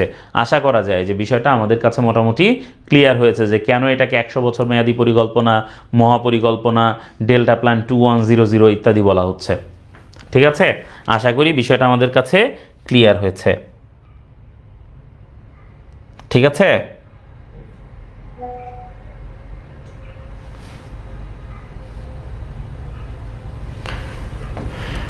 ওকে। এরপরে আমরা দেখি যে বাংলাদেশে নতুন যে টাকার নোটগুলো এসেছে, এই নতুন টাকার নোট থেকে কিন্তু ঢাকা বিশ্ববিদ্যালয়ে প্রশ্ন আসবে কিনা ঠিক নাই, তবে রাজশাহী, জাহাঙ্গীরনগর, জগন্নাথ, চট্টগ্রাম এগুলোতে কিন্তু প্রশ্ন আসার সম্ভাবিলিটি অনেক বেশি। এই জন্য ভাইয়ারা তোমরা একটু এটা ভালো করে দেখবা। বাংলাদেশে নতুন যে নোট সেটা বাজারে এসেছে 1 জুন 2025-এ। ঠিক আছে, প্রাথমিকভাবে 20, 50 এবং 100 টাকার নোট বিতরণ শুরু হয়। সরকারি নোট বা বিহিত মুদ্রা বলা হয় 3টাকে। এই 3টা মুদ্রাকে 1, 2 এবং 5 টাকার যে নোট বা কয়েন আছে সেটাকে বলা হয় সরকারি নোট বা বিহিত মুদ্রা। ইংরেজিতে এটাকে বলে হচ্ছে লিগাল টেন্ডার। কি বলে এটাকে? লিগাল টেন্ডার বলে। ঠিক আছে, লিগাল টেন্ডার বলে। তাহলে এই যে বিহিত মুদ্রা বা তোমার হচ্ছে তোমার হচ্ছে সরকারি নোট, হ্যাঁ, এটা বলে লিগাল টেন্ডার বা বিহিত মুদ্রা। 1, 2, 5 টাকার নোট, এতে স্বাক্ষর থাকে অর্থ সচিবের। এতে স্বাক্ষর থাকে কার? অর্থ সচিবের স্বাক্ষর থাকে, বাংলাদেশ ব্যাংকের গভর্নরের থাকে না, কারণ এটা কোনো ব্যাংক নোট না। 1 টাকা, 2 টাকা, 5 টাকার নোট কোনো ব্যাংক নোট না, এটা হচ্ছে লিগাল টেন্ডার বা বিহিত মুদ্রা। বা সরকারি মুদ্রা বা সরকারি নোট, ঠিক আছে, 1, 2, 5 টাকার নোট, এতে স্বাক্ষর থাকে অর্থ সচিবের। দেখো ব্যাংক নোট আছে 7টা, 10, 20, 50, 100, 200, 500 এবং 1000 টাকা। এটাতে স্বাক্ষর থাকে বাংলাদেশ ব্যাংকের গভর্নরের। সুতরাং ভালোভাবে মনে রাখবা, যদি প্রশ্ন আসে বাংলাদেশে ব্যাংক নোট কয়টা, তাহলে সেটা 1, 2, 5 টাকার নোট বাদ দিয়ে ধরা হবে। কত টাকা? 10 টাকা, 20 টাকা, 50 টাকা, 100 টাকা, 200 টাকা, 500 টাকা, 1000 টাকা, ঠিক আছে, সব মিলায় 7টা হচ্ছে বাংলাদেশের ব্যাংক নোট। আর বাদ বাকি যে 3টা আছে, 1 টাকা, 2 টাকা, 5 টাকা, এগুলা হচ্ছে কি? এগুলা হচ্ছে বিহিত মুদ্রা, লিগ্যাল টেন্ডার বা সরকারি মুদ্রা, ঠিক আছে। এইগুলাতে স্বাক্ষর থাকে অর্থ সচিবের, আর ব্যাংক নোটে স্বাক্ষর থাকে ব্যাংক গভর্নরের, বাংলাদেশ ব্যাংকের গভর্নরের। বাংলাদেশ ব্যাংকের বর্তমান গভর্নর হচ্ছেন আহসান এইচ মনসুর, তিনি হচ্ছেন বাংলাদেশ ব্যাংকের বর্তমান গভর্নর। তিনি 13তম গভর্নর। বর্তমান অর্থ সচিব ডক্টর মোহাম্মদ খায়রুজ্জামান মজুমদার, ঠিক আছে, তিনি হচ্ছেন বর্তমান অর্থ সচিব। তাহলে এই বিষয়গুলো একটু দেখতে হবে। এইবার আমরা চলে যাব, দেখো কোন টাকায়, কত টাকায় কত টাকার মানে ছবি রয়েছে, মানে কি কি ছবি রয়েছে। দেখো 2 টাকায় সামনে আছে শহীদ বুদ্ধিজীবী স্মৃতিসৌধ, পেছনে আছে রায়ের বাজার বধ্যভূমি স্মৃতিসৌধ। 5 টাকার নোটে সামনে আছে তারা মসজিদ ঢাকা, পেছনে আছে 2024-এর জুলাই গণঅভ্যুত্থানের গ্রাফিতি। 10 টাকায় বায়তুল মোকাররম মসজিদ, পেছনে আছে গ্রাফিতি। 20 টাকায় কান্তজিউ মন্দির, কান্তজিউ মন্দির কোন জায়গায়? দিনাজপুরে কান্তজিউ মন্দির। 50 টাকায় আহসান মঞ্জিল ঢাকা। 100 টাকায় 7 গম্বুজ মসজিদ। আচ্ছা, এখানে একটা জিনিস আবার ওলটপালট হয়েছে, সেটা হচ্ছে এই যে সুন্দরবন, এটা 100 টাকার নোটে, আর গ্রাফিতি 2024 এটা হচ্ছে 200 টাকার নোটে আছে, ঠিক আছে। 100 টাকার নোটের পেছনে আছে হচ্ছে সুন্দরবনের ছবি, এবং 200 টাকার পেছনের নোটে আছে হচ্ছে এই 2024 জুলাই আন্দোলনের গ্রাফিতি, ঠিক আছে। আর 100 টাকার সামনে আছে হচ্ছে 60 গম্বুজ মসজিদ, এবং 200 টাকায় অপরাজেয় বাংলা আছে ঢাকা বিশ্ববিদ্যালয়ের। অপরাজেয় বাংলা হচ্ছে ঢাকা বিশ্ববিদ্যালয়ের একটা ভাস্কর্য, তোমরা অনেকেই দেখেছো, কলা ভবনের সামনে যে ভাস্কর্যটা আছে ঢাকা বিশ্ববিদ্যালয়ের, ওইটা হচ্ছে অপরাজেয় বাংলা। টিএসসিতে যেটা আছে তোমরা প্রায়ই দেখো বিভিন্ন ছবিতে, বিভিন্ন জায়গায়, সেটা হচ্ছে সন্ত্রাস বিরোধী রাজু ভাস্কর্য। অপরাজেয় বাংলার স্থপতি হচ্ছেন সৈয়দ আবদুল্লাহ খালিদ, ঠিক আছে। অপরাজেয় বাংলার স্থপতি হচ্ছেন সৈয়দ আবদুল্লাহ খালিদ, ভালো করে পড়তে হবে। 500 টাকায় কেন্দ্রীয় শহীদ মিনার, আর পেছনে বাংলাদেশ সুপ্রিম কোর্ট। 1000 টাকায় জাতীয় স্মৃতিসৌধ সাভার এবং জাতীয় সংসদ ভবন, এই দুইটার ছবি সেইখানে রয়েছে। তাহলে এই হচ্ছে নতুন নোটের বিষয়। নতুন নোটটা কিন্তু খুবই গুরুত্বপূর্ণ অন্যান্য বিশ্ববিদ্যালয়ের জন্য, ঢাকা বিশ্ববিদ্যালয়ের জন্য গুরুত্বপূর্ণ, বাট অনেক মানে অত বেশি না, ঢাকা বিশ্ববিদ্যালয়ের চেয়ে বেশি গুরুত্বপূর্ণ হচ্ছে অন্যান্য বিশ্ববিদ্যালয়ের জন্য, ঠিক আছে।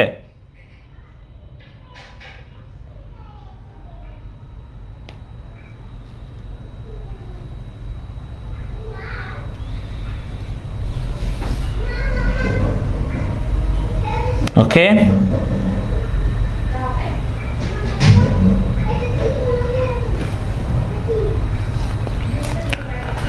ওকে ভাইয়ারা,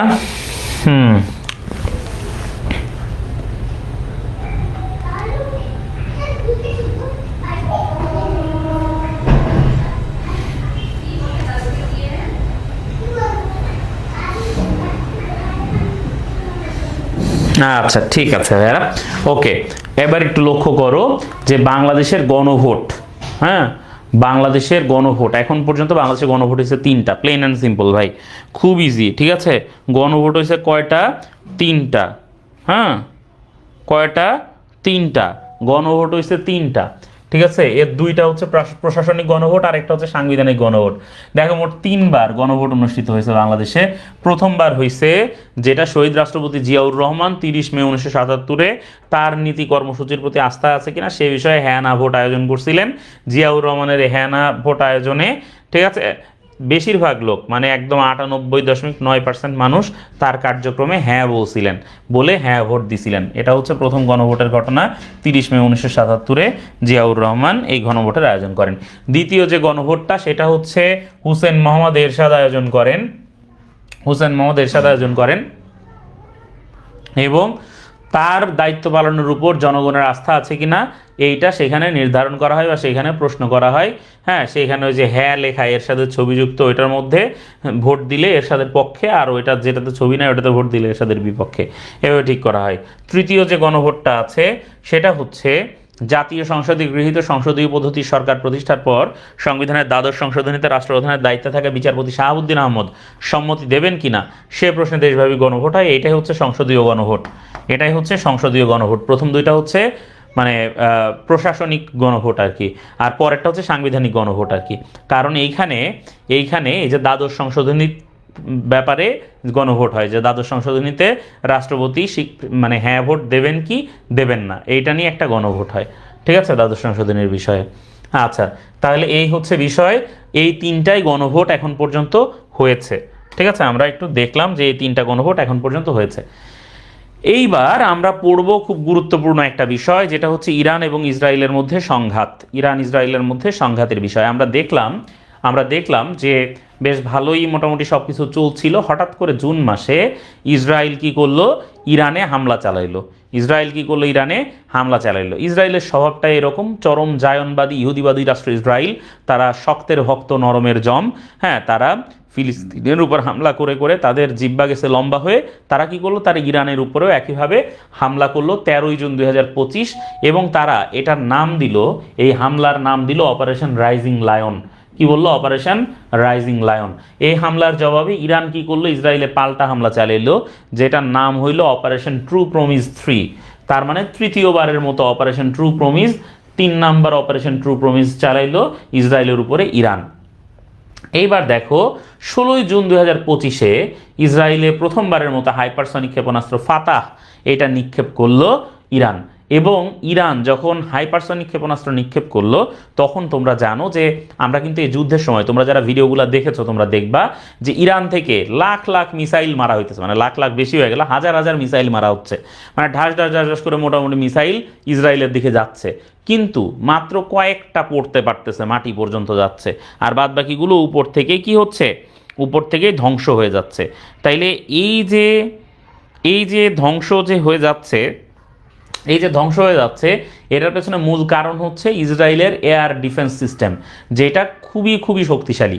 ইসরায়েলের এয়ার ডিফেন্স সিস্টেমটা খুবই শক্তিশালী। তুমি যদি গাইডেড মিসাইল মারো, তাইলে এই কম্পিউটার গাইডেড মিসাইলকে ইসরায়েলের ওই আলাদা মিসাইল সে ইন্টারসেপ্ট করে আকাশে থাকতেই ধ্বংস করে দেয়।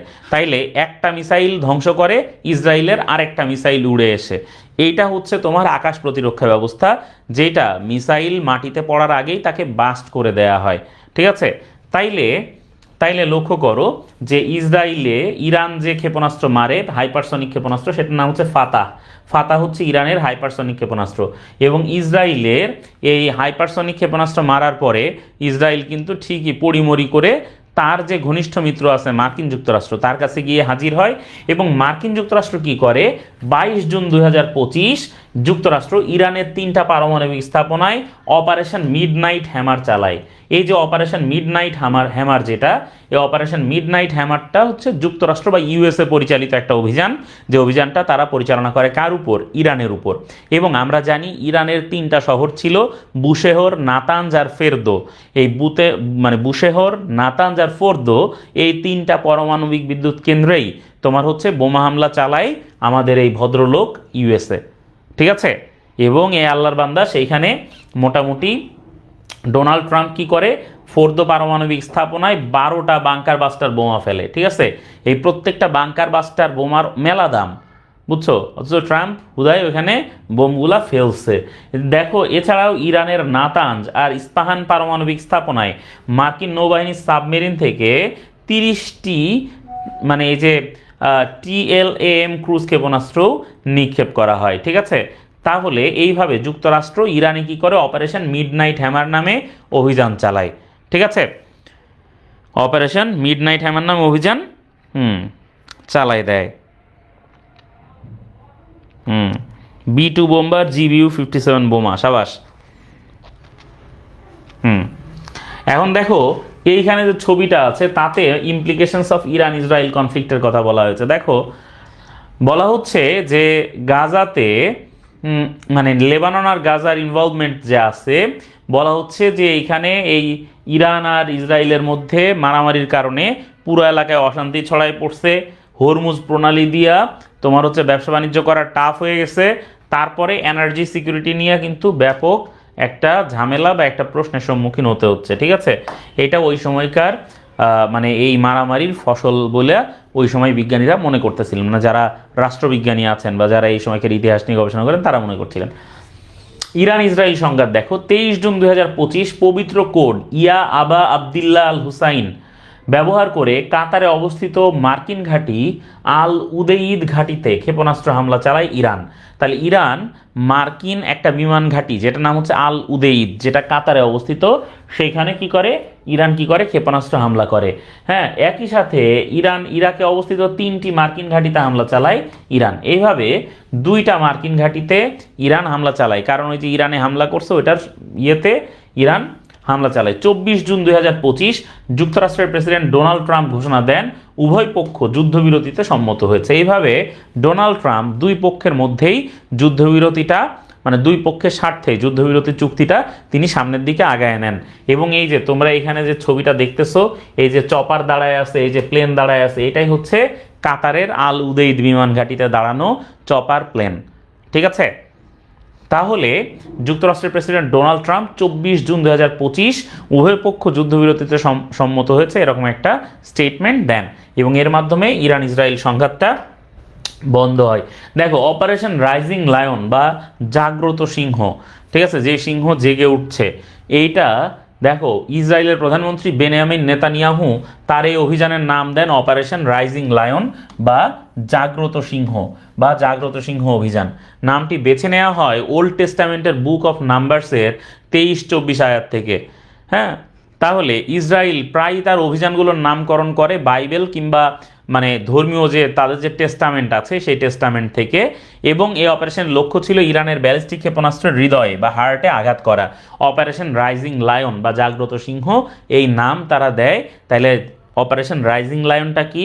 অপারেশন রাইজিং লায়নটা হচ্ছে ইরানে ইসরায়েলের যে সামরিক অভিযান বা যে সামরিক মানে এটা তো অভিযান বলা যায় না, মানে এটাতে কি বলে, মানে যে একটা হুটহাট অ্যাটাক আর কি, ঠিক আছে, এটাতে বলে অপারেশন রাইজিং লায়ন। অপরদিকে ইরান যেটা দেয় 1 এপ্রিল 2024 ইসরায়েল সিরিয়ার দামেস্কে ইরানের কনসুলেটে হামলা চালানো 13 এপ্রিল ইরান ইসরায়েলে পাল্টা হামলা চালায় এবং তারা এটার নাম দেয় অপারেশন ট্রু প্রমিস। তাইলে যখন এই যে সিরিয়ার দামেস্কে যখন ইরানের কনসুলেটে হামলা চালায় তখন ইরান এটার শোধ যে নেয় সেটার নাম ইরান দিয়েছিল ট্রু প্রমিস। কেন এই ট্রু প্রমিস নাম দিল ইরান?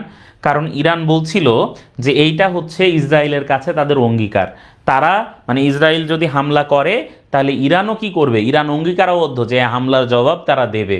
সুতরাং এই অভিযানের নাম তারা রেখেছে ট্রু প্রমিস, ঠিক আছে, যে তোমরা যদি আমাদের উপর হামলা করো আমরাও তোমাদের উপর হামলা করব, এই বিষয়ে আমরা তোমাদের প্রমিস করতেছি। এটাই হচ্ছে ট্রু প্রমিসের ঘটনা। হামাস নেতা ইসমাইল হানিয়া, হিজবুল্লাহ নেতা হাসান নাসরাল্লাহ এবং আইআরজিসি চেয়ারম্যান আব্বাস নীলফরৌশানকে ইসরায়েলের হত্যার প্রতিবাদ হিসেবে 1 অক্টোবর 2024 ইসরায়েলের বিরুদ্ধে ইরান দ্বিতীয়বারের মতো সরাসরি আক্রমণ করে, যার নাম দেওয়া হয় অপারেশন ট্রু প্রমিস 2। তাহলে এই প্রথমবারের মতো অপারেশন ট্রু প্রমিসের পরে যে 2 নাম্বার যে অপারেশনটা সেটার নাম দেওয়া হয় ট্রু প্রমিস 2।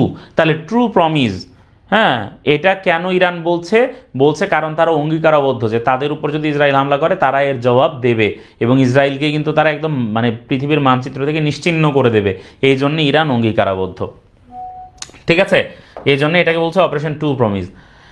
এখন দেখো ইসরায়েলের আকাশ প্রতিরক্ষা ব্যবস্থা কেন এই যে এত মারতেছে, এত মানে তোমার মিসাইল মারতেছে ইরান, কিন্তু কেন ইসরায়েল পর্যন্ত পৌঁছাচ্ছে না? কেন ইসরায়েল পর্যন্ত পৌঁছাচ্ছে না এটা তো আমাদেরকে দেখতে হবে, তাই না, যে কেন ইসরায়েল পর্যন্ত পৌঁছাচ্ছে না। এর কারণ হচ্ছে ইসরায়েলের আকাশ প্রতিরক্ষা ব্যবস্থা। ইসরায়েলের আকাশ প্রতিরক্ষা ব্যবস্থা 3 ভাগে 3টা ধাপে বিভক্ত।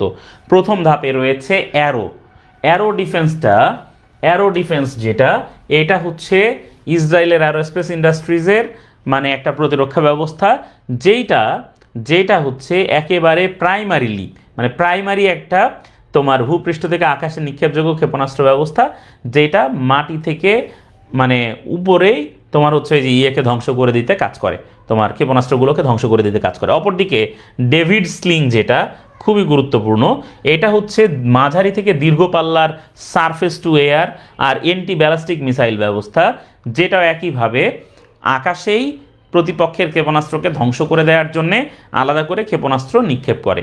এটা হচ্ছে ডেভিড স্লিং। তাহলে অ্যারো হচ্ছে সবচেয়ে কম মাত্রার, ডেভিড স্লিং হচ্ছে মাঝারি মাত্রার, এবং সবচেয়ে মারাত্মক যেটা সেটা হচ্ছে আয়রন ডোম। সেটা কি? সেটা হচ্ছে আয়রন ডোম। ইসরায়েলের স্বল্প মাঝারি ক্ষেপণাস্ত্র প্রতিরোধ ব্যবস্থা নাম হচ্ছে আয়রন ডোম, এবং ইসরায়েল প্রথম আয়রন ডোম মোতায়েন করে। ঠিক আছে, প্রথম আয়রন ডোম মোতায়েন করে হচ্ছে ইসরায়েল। ঠিক আছে, তো এই আয়রন ডোমের নামানুসারে তুরস্ক, হ্যাঁ, আবার হচ্ছে তোমার এই যে স্টিল ডোম, তারপরে গোল্ডেন ডোম, এই নামে তাদের হচ্ছে তৈরি করেছে, তোমার আকাশ প্রতিরক্ষা ব্যবস্থা ইন্ট্রোডিউস করছে। ঠিক আছে, তুরস্ক তো বর্তমানে ড্রোন তৈরিতে পৃথিবীর সবচেয়ে অ্যাডভান্স দেশগুলোর মধ্যে একটা। এরদোয়ানের যে জামাই আছে না, বাইরাক্তার, ঠিক আছে, বাইরাক্তার, এই বাইরাক্তার হচ্ছে একজন বিখ্যাত ড্রোন বিজ্ঞানী। হ্যাঁ, তিনি কি করেছেন? তিনি হচ্ছে বাইরাক্তার TB2 এই নামে ড্রোন আবিষ্কার করেছেন, এবং খুব অ্যাডভান্স ড্রোন, আনম্যান্ড ভেহিকেলের মধ্যে এটা একটা বিপ্লব নিয়ে আসতেছে রীতিমতো। ঠিক আছে,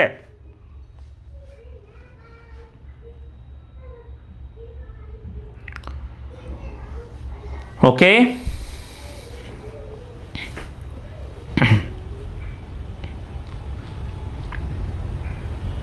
আচ্ছা, দেখো থার্ড যেটা আছে, THAAD, থার্ড, এটা হচ্ছে terminal high altitude area defence. এটা হচ্ছে মানে যুক্তরাষ্ট্রের সেনাবাহিনীর সবচেয়ে শক্তিশালী ক্ষেপণাস্ত্র বিধ্বংসী ব্যবস্থা, যেটা যুক্তরাষ্ট্র দিয়েছে কাকে? দক্ষিণ কোরিয়াকে দিয়েছে, নিজেরা ব্যবহার করছে, এছাড়া ইসরায়েলের কাছেও আছে বলে শোনা যায়, যদিও যুক্তরাষ্ট্র এটা স্বীকার করে না। এরপরে দেখো, এই যে এই আয়রন ডোম এবং থার্ডের কথা তো বললাম, এই যে দেখো এখানে খুব ক্লিয়ার করে বলা হয়েছে। দেখো এই যে অ্যারো হচ্ছে যেটা, এটা হচ্ছে সবচেয়ে মানে বড় মানে পরিসরে তোমার যেটা প্রায় 100 কিলোমিটার পর্যন্ত, হ্যাঁ, উঁচুতে উঠে তোমার ওই ইয়েকে ধ্বংস করতে পারে, ইন্টারসেপ্ট করতে পারে, মিসাইলকে ইন্টারসেপ্ট করতে পারে। হ্যাঁ, ডেভিড স্লিং যেটা সেটা হচ্ছে তোমার এই মোটামুটি মানে 150 কিলোমিটার পর্যন্ত, অ্যারো হচ্ছে 250 কিলোমিটার পর্যন্ত, আর আয়রন ডোম যেটা সেটা 70 কিলোমিটার পর্যন্ত। তবে সবচেয়ে বেশি এই আয়রন ডোমটাই দরকার হয় ইসরায়েলের। কেন আয়রন ডোম দরকার হয়? কারণ এই ইসরায়েলকে মারে তো মূলত ফিলিস্তিন, তো ফিলিস্তিন আর ইসরায়েল তো একদম গায়ে গায়ে লাগানো, এই জন্য ফিলিস্তিনের সবচেয়ে বেশি দরকার হয়, মানে ইসরায়েলের সবচেয়ে বেশি দরকার হয় আয়রন ডোমটাই ফিলিস্তিনের জন্য। ঠিক আছে, এই জন্য আয়রন ডোমটা সবচেয়ে বেশি ইফেক্টিভ এবং সবচেয়ে বেশি আলোচিত হয়। দেখো ইসরায়েলের যেমন নানা প্রতিরক্ষা ব্যবস্থা আছে, তেমনিভাবে ইরানের নানা ক্ষেপণাস্ত্র আছে। ইসরায়েল প্রতিরক্ষা ব্যবস্থা দিয়ে ঠেকায়, আর ইরান নানা ধরনের ক্ষেপণাস্ত্র মারে। আমরা দেখেছি প্রচুর ক্ষেপণাস্ত্র ইরান মারছে। এখন আমরা দেখি যে ইরানের কাছে ক্ষেপণাস্ত্রগুলো সংক্ষিপ্ত একটু পরিচিতি, আমরা মূলত নামগুলো জানবো। হাজ কাশেম, এটা হচ্ছে ইরানের, হাজ কাশেম হচ্ছে ইরানের একটা নতুন ক্ষেপণাস্ত্র, এবং এইটা মোটামুটি 1400 কিলোমিটার মতো এটার পাল্লা, অনেক দূর থেকে এটা নিক্ষেপ করা যায়। ফাত্তাহ 1, খাইবার শেকান, গাদর, এমাদ, এগুলো হচ্ছে কার? এগুলো হচ্ছে ইরানের ক্ষেপণাস্ত্র। তাইলে এই ক্ষেপণাস্ত্রগুলোর নাম পড়তে হবে, হাজ কাশেম, ফাত্তাহ 1, খাইবার শেকান, গাদর, এমাদ, এইগুলো খুব ভালো করে আমাদের পড়তে হবে। ঠিক আছে, এই প্রশ্ন আসে যে এইগুলা কোনটা কার ক্ষেপণাস্ত্র, বুঝছো? এটা কোনটা কার ক্ষেপণাস্ত্র, এই ধরনের প্রশ্ন আসে। ঠিক আছে, যে এমাদ কোন দেশের ক্ষেপণাস্ত্র বা গাদর কোন দেশের ক্ষেপণাস্ত্র, এই ধরনের প্রশ্ন আসে। ঠিক আছে, তো এই ধরনের প্রশ্ন আসলে তো তোমরা অবশ্যই পারবা ইনশাল্লাহ, এবং প্রশ্ন বেসিক্যালি এই টাইপেরই আসবে এখান থেকে যদি আসে তাহলে। এরপরে আমরা দেখি যে হরমুজ প্রণালী, যেহেতু ইরানের সাথে ইসরায়েলের সমস্যা হচ্ছে, হরমুজ প্রণালীর কন্ডিশনটা কি, বা হরমুজ প্রণালী থেকে প্রশ্ন কিন্তু আসতেই পারে। যদিও আমরা এর আগে হরমুজ প্রণালী তোমাদেরকে পড়িয়েছি বা হরমুজ প্রণালী তোমাদেরকে বলেছি, তারপরে এটা একটু ভালো করে দেখতে হবে। বিশ্বের সবচেয়ে গুরুত্বপূর্ণ জাহাজ চলাচল পথের মধ্যে অন্যতম হচ্ছে হরমুজ প্রণালী, যেটা পার্সিয়ান গালফকে বা পার্সিয়ান উপসাগরকে এই ওমান উপসাগরের সাথে যুক্ত করেছে। তাইলে পারস্য উপসাগরকে ওমান উপসাগরের সাথে যুক্ত করেছে যে প্রণালী, সেটাই হচ্ছে হরমুজ প্রণালী। তাহলে হরমুজ প্রণালী কোনটা? হরমুজ প্রণালী হচ্ছে যেটা পারস্য উপসাগরকে যুক্ত করেছে, কিসের সাথে? পারস্য উপসাগরকে যেটা যুক্ত করেছে ওমান উপসাগরের সাথে। তাহলে হরমুজ প্রণালী হচ্ছে সেই প্রণালী যেটা ওমান উপসাগরকে পারস্য উপসাগরের সাথে যুক্ত করেছে। আমি আবারও বলছি, হরমুজ প্রণালী হচ্ছে সেই প্রণালী যেটা পারস্য উপসাগরের সাথে ওমান উপসাগরকে যোগ করেছে। এই হরমুজ প্রণালীর এই পাশে ইরান অবস্থিত এবং নিচের দিকে ওমান আর ইউনাইটেড আরব আমিরাত বা সংযুক্ত আরব আমিরাত অবস্থিত।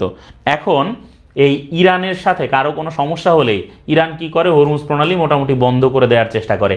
তবে কখনোই হরমুজ প্রণালী ইরান বারবার হুমকি দেওয়ার পরেও পুরাপুরি কখনোই বন্ধ করে নাই।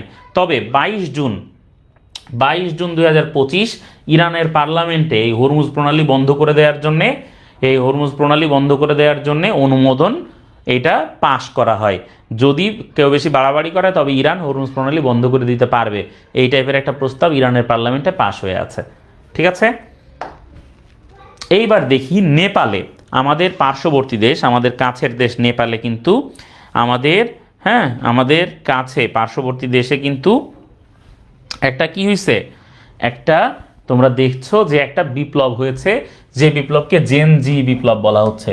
আমাদের বাংলাদেশেও কিন্তু অভ্যুত্থানটাকে জেন জি অভ্যুত্থানই বলা হচ্ছে। দেখো 4 সেপ্টেম্বর 2025-এ ফেসবুক, ইউটিউব এবং ইনস্টাগ্রাম সহ 26টি যোগাযোগ মাধ্যম এবং অ্যাপ বন্ধ করে দেয় নেপাল সরকার। এবং নেপাল সরকারের এই অ্যাপ বন্ধ করে দেওয়ার পরে আমরা দেখেছি যে সামাজিক যোগাযোগ মাধ্যম বন্ধের প্রতিবাদ ও দুর্নীতির বিরুদ্ধে বিক্ষোভ করে নেপালের তরুণ প্রজন্ম, যাদেরকে জেন জি বলা হচ্ছে। তাদের নেতা ছিল হচ্ছে সুদান গুরুং। ঠিক আছে, সুদান গুরুং হচ্ছে নেপালের জেনজি আন্দোলনের নেতা এবং জেনজিদের ব্যাপক বিক্ষোভের মুখে পদত্যাগ করেন নেপালের প্রধানমন্ত্রী কেপি শর্মা ওলি বা খড়গ প্রসাদ শর্মা ওলি। তিনি 9 সেপ্টেম্বর 2025-এ পদত্যাগ করেন এবং তারপরে নেপালে সুশীলা কার্কির মানে যে সরকার, সেটা 12 সেপ্টেম্বর 2025 তিনি নেপালের প্রথম নারী প্রধানমন্ত্রী হিসেবে, 39তম প্রধানমন্ত্রী হিসেবে তিনি অন্তর্বর্তীকালীন সরকার তিনি দায়িত্ব গ্রহণ করেন এবং জাতীয় নির্বাচনের তারিখ ঘোষণা করেন হচ্ছে 5 মার্চ 2026-এ। ঠিক আছে, নেপালের প্রথম নারী প্রধান বিচারপতি ছিলেন সুশীলা কার্কি এবং তিনি প্রথম নারী প্রধানমন্ত্রী হয়েছেন। এই যে ভদ্রমহিলার ছবি তোমরা দেখছো, এই ভদ্রমহিলাই হচ্ছেন সুশীলা কার্কি। ঠিক আছে, সুশীলা কার্কি হচ্ছে নেপালের প্রথম নারী প্রধানমন্ত্রী, নেপালের প্রথম নারী প্রধান বিচারপতি ছিলেন এবং তিনি 39তম প্রধানমন্ত্রী নেপালের, যিনি কেপি শর্মা ওলি, যিনি নেপালের অত্যন্ত জনপ্রিয়। এই যে কেপি শর্মা ওলি, তার কিন্তু সরকারের পতন ঘটেছে। কাজে জনপ্রিয়তা কোনো জায়গাতে, জনপ্রিয়তা কিন্তু মানে একেবারে না, এটা কি বলে, মানে এটা একদম স্থায়ী বা টেকেন ফর গ্রান্টেড নেয়ার আসলে কোনো সুযোগ নাই। ঠিক আছে, এরপরে আমরা দেখব সুমুদ ফ্লোটিলা। সুমুদ ফ্লোটিলা থেকে এবার প্রশ্ন আসার পসিবিলিটি অনেক বেশি।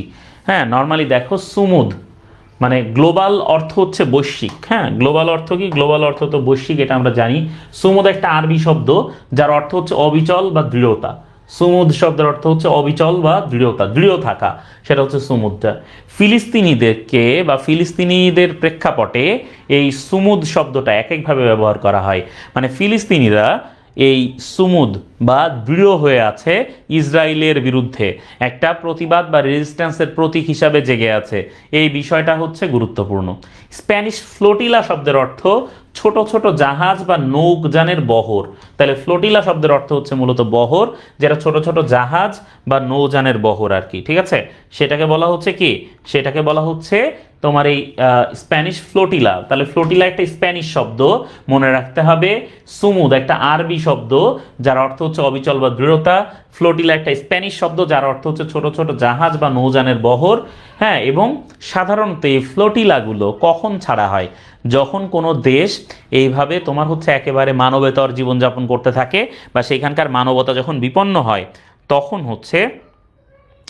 হচ্ছে সেইখানে এরা নানা রকম মানে তোমার হচ্ছে যে দেখো একটা বহর নিয়ে, দেখো প্রত্যেকে একটা বহর নিয়ে, ছোট ছোট নৌযান নিয়ে তারা মানে রওনা হইছে কোন জায়গায়? ফিলিস্তিনের উদ্দেশ্যে। খাদ্য, ওষুধ এবং অন্যান্য জরুরি সামগ্রী নিয়ে তারা এদিকে যাচ্ছে, যেটা লিড করতেছিলেন গ্রেটা থানবার্গ। তোমরা গ্রেটা থানবার্গের নাম হয়তো জানো। গ্রেটা থানবার্গ হচ্ছে একটা মেয়ে, যিনি একজন বিখ্যাত মানবাধিকার কর্মী, তাই না? Greta Thunberg Friday for future, Friday for future, এই গ্রেটা থানবার্গ শুরু করছিল ফ্রাইডে ফর ফিউচার এই নামে একটা আন্দোলন। এইবার দেখো, গ্লোবাল স্মুথ ফ্লোটিলা হচ্ছে একটা আন্তর্জাতিক নাগরিক উদ্যোগ যা 2025 সালের জুলাই গঠিত হয়।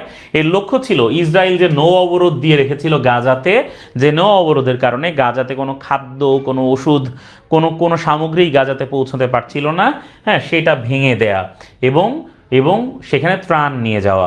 তাহলে এই গ্লোবাল স্মুথ ফ্লোটিলা, কখনো কখনো এটাকে ফ্রিডম ফ্লোটিলাও বলা হচ্ছে, এইটা হচ্ছে বিভিন্ন দেশের সংগঠক, চিকিৎসক, শিল্পী, ধর্মগুরু, আইনজীবী, নাবিক, এদের একটা জোট। এই জোটের সদস্যরা বিভিন্ন দেশ এবং ধর্মের অনুসারী হলেও তাদের মূল লক্ষ্য ছিল গাজার অবরোধ ভাঙা এবং গণহত্যা বন্ধ করা। ঠিক আছে, 31 আগস্ট 2025-এ স্পেন থেকে গাজার দিকে রওনা দেয় গ্লোবাল স্মুথ ফ্লোটিলা। বহরের 44টি দেশের প্রায় 500 আরোহী ছিলেন এই গ্লোবাল স্মুথ ফ্লোটিলাতে। মোট 44টা দেশের প্রায় 500 আরোহী এখানে ছিলেন। এর মধ্যে বাংলাদেশি ছিলেন 2 জন। ড্রিকের ব্যবস্থাপনা পরিচালক শহীদুল আলম, তিনি গাজায় ইসরায়েলি নৌ অবরোধ ভাঙার জন্য ফ্রিডম ফ্লোটিলা কোয়ালিশন নামক একটি প্ল্যাটফর্মের সঙ্গে নৌযাত্রা করেন এবং 7 অক্টোবর 2025-এ তিনি আটক হন এবং পরে তুরস্কের মধ্যস্থতায় তাকে মুক্ত করে বাংলাদেশে ফেরত আনা হয়। আর রুহি আক্তার নামে একজন ছিলেন, তার পিতার নাম কাপ্তান মিয়া, তিনি প্রবাসী বাংলাদেশি। 18 সেপ্টেম্বর 2025 তিনি তিউনিসিয়ার গামার্ট বন্দর থেকে যাত্রা শুরু করেন। তার সংস্থাটির পূর্ণ নাম হচ্ছে রিফিউজি বিরিয়ানি অ্যান্ড ব্যানানাস, ঠিক আছে, RBB। ঠিক আছে, তো এই হচ্ছে ভাইয়ারা, দেখো স্মুথ ফ্লোটিলা থেকে আসার মতো গুরুত্বপূর্ণ প্রশ্ন, এইগুলো একটু ভালো করে দেখতে হবে। হ্যাঁ, এখন তিনি কোন জাহাজে ছিলেন? এই যে তোমার হচ্ছে কনসিয়েন্স নামক একটা জাহাজে ছিলেন, কনসিয়েন্স নামক জাহাজে তিনি ছিলেন, এই যে আমাদের এই ভদ্রলোক, ঠিক আছে, শহীদুল আলম। ওকে, এরপরে আমরা দেখি খালিস্তান আন্দোলন। খালিস্তান, দেখো তোমাদেরকে কিন্তু আমি খুব দ্রুত পড়ানোর চেষ্টা করছি, হ্যাঁ, কারণ তোমরা মানে গুরুত্বপূর্ণ যে বিষয়গুলো আছে সেগুলো অ্যাজ সুন অ্যাজ পসিবল খুব দ্রুত আমি তোমাদেরকে পড়িয়ে দেওয়ার চেষ্টা করছি। ঠিক আছে, লক্ষ্য করো যে খালিস্তান আন্দোলনটা কি। তোমরা জানো যে পাঞ্জাব, যে এই যে তোমরা বিভিন্ন হিন্দি যে সিনেমা দেখো, সেই সিনেমায় দেখো না যে মাথায় পাগড়ি পরা থাকে, দাড়ি পরা থাকে, হ্যাঁ, মানে বড় দাড়ি থাকে, মাথায় তার দাড়ি পরা থাকে না, পাগড়ি এবং বড় দাড়ি থাকে, এবং তারা যে এই যে তোমার বলে জো বলে সো নেহাল সত শ্রী আকাল, ঠিক আছে, এই যে বলে, এরা হচ্ছে শিখ, সর্দারজি বলে, ঠিক আছে। এবং হ্যাঁ, এই শিখরা তারা নর্মালি পাঞ্জাবের অধিবাসী, ঠিক আছে, তারা মূলত পাঞ্জাব, হরিয়ানা, হিমাচল, হ্যাঁ, জম্মু, রাজস্থান, এইগুলা নিয়ে মানে এই শিখদের বসবাস। তবে তারা মূলত পাঞ্জাব এবং হরিয়ানাতে বসবাস করে। তো এই পাঞ্জাব আর হরিয়ানাতে শিখরা প্রচুর পরিমাণে বসবাস করার কারণে এই পাঞ্জাবের আবার একটা অংশ কিন্তু পাক শাসিত পাঞ্জাব আছে, বুঝছো, পাক পাঞ্জাব আছে। তো এই পাক পাঞ্জাব এবং ইন্ডিয়ান পাঞ্জাব, এই পুরোটাই তো আসলে কাদের? শিখদের থাকার কথা ছিল, কিন্তু শিখরা এই জায়গা তারা ধরে রাখতে পারে নাই। তো তারা এই জায়গা নিয়ে, মানে এই অঞ্চলগুলো নিয়ে তারা খালিস্তান নামে একটা আলাদা একটা রাষ্ট্র তারা গঠনের স্বপ্ন দেখে, এবং তারা এই একটা যে রাষ্ট্র তারা দেবে, সেই রাষ্ট্রের নাম হচ্ছে খালিস্তান। তারা বলছে এই রাষ্ট্রের নাম হবে খালিস্তান, ঠিক আছে, এর রাজধানী হবে চণ্ডীগড়, এটা তারা বলছে যে চণ্ডীগড় হবে এর রাজধানী। ঠিক আছে, তাইলে অমৃতপাল সিং যিনি আছেন, এই অমৃতপাল সিং নামে একজন ভদ্রলোক আছেন, তার দলের নাম ওয়ারিশ পাঞ্জাবদি। হ্যাঁ, ওয়ারিশ পাঞ্জাবদি, ঠিক আছে, তার মানে হচ্ছে পাঞ্জাবেতে বাড়ি আর কি, পাঞ্জাবে আমার বাড়ি, আমরা পাঞ্জাবের ওয়ারিশ, ঠিক আছে, আমরা হচ্ছে পাঞ্জাবের বংশধর, এইটা হচ্ছে তার দলের নাম। ঠিক আছে, খালিস্তান নামে স্বাধীন খালিস্তান প্রতিষ্ঠার জন্য তিনি চেষ্টা করছেন। তাহলে পাঞ্জাবে খালিস্তান রাজ্য প্রতিষ্ঠার জন্য আন্দোলন করছে শিখরা। এখন শিখদের প্রধান তীর্থস্থান হচ্ছে পাঞ্জাবের যে অমৃতসরের যে স্বর্ণ মন্দির আছে সেইটা। এখন 1970-80 দশকে খালিস্তান আন্দোলনটা শুরু হয়েছিল শিখ সাম্রাজ্যকে ভিত্তি করে। এখন তৎকালীন যে নারী প্রধানমন্ত্রী ছিলেন ভারতের, ইন্দিরা গান্ধী, তার নির্দেশে 1984 সালে অমৃতসরের স্বর্ণ মন্দিরে অপারেশন ব্লু স্টার অভিযান চালায় মানে সেনাবাহিনী আর কি, ভারতীয় সেনাবাহিনী, এবং সেইখানে বিহার রেজিমেন্টকে পাঠানো হয়, কারণ শিখদের ওই স্বর্ণ মন্দিরে অন্য কোনো রেজিমেন্টের লোকজন ঢুকতে যাচ্ছিল না। তো বিহারিরা তো বরাবরই একটু তোমার উগ্র ধরনের, বুঝছো, তো তাদেরকে পাঠানো হয় এবং তারাই অপারেশন ব্লু স্টার পরিচালনা করে। তারা জুতা পায়ে দিব্যি ওই স্বর্ণ মন্দিরের মধ্যে ঢুকে যায়, হ্যাঁ, এবং ঢুকে যাওয়ার পরে তারা শক্ত হাতে খালিস্তানিদেরকে দমন করে। কিন্তু ইন্দিরা গান্ধী ভুলে গেছিলেন যে তার যে বডিটা আছে, এই বডির যে দুইজন গার্ড আছে, সান সিং আর বান সিং, ঠিক আছে, এই বডিগার্ডরা তাকে হত্যা করে ফেলতে পারে, কারণ তারা দুজনই শিখ। পরে নিজ দেহরক্ষীদের গুলিতে এই ভদ্রমহিলা ইন্দিরা গান্ধী তিনি নিহত হন। ঠিক আছে, এবং তিনি নিহত হওয়ার পরে যে ব্ল্যাক ক্যাট নামে যে কমান্ডো বাহিনী আছে, সেই কমান্ডো বাহিনী তৈরি হয়। তাহলে ব্ল্যাক ক্যাট কমান্ডো বাহিনী তৈরি হয় ইন্দিরা গান্ধী নিহতের পরে। ঠিক আছে, এবং স্বর্ণ মন্দিরে যে অভিযান চালাইছিল সেটা হচ্ছে অপারেশন ব্লু স্টার। আমি বিভিন্ন সময় ক্লাসের মধ্যে তোমাদেরকে এই বিষয়গুলো কিন্তু বলেছি। আমি আশা করব যে তোমাদের মনে আছে, আর মনে না থাকলে এখন মনে করে রাখবা আর কি এটা।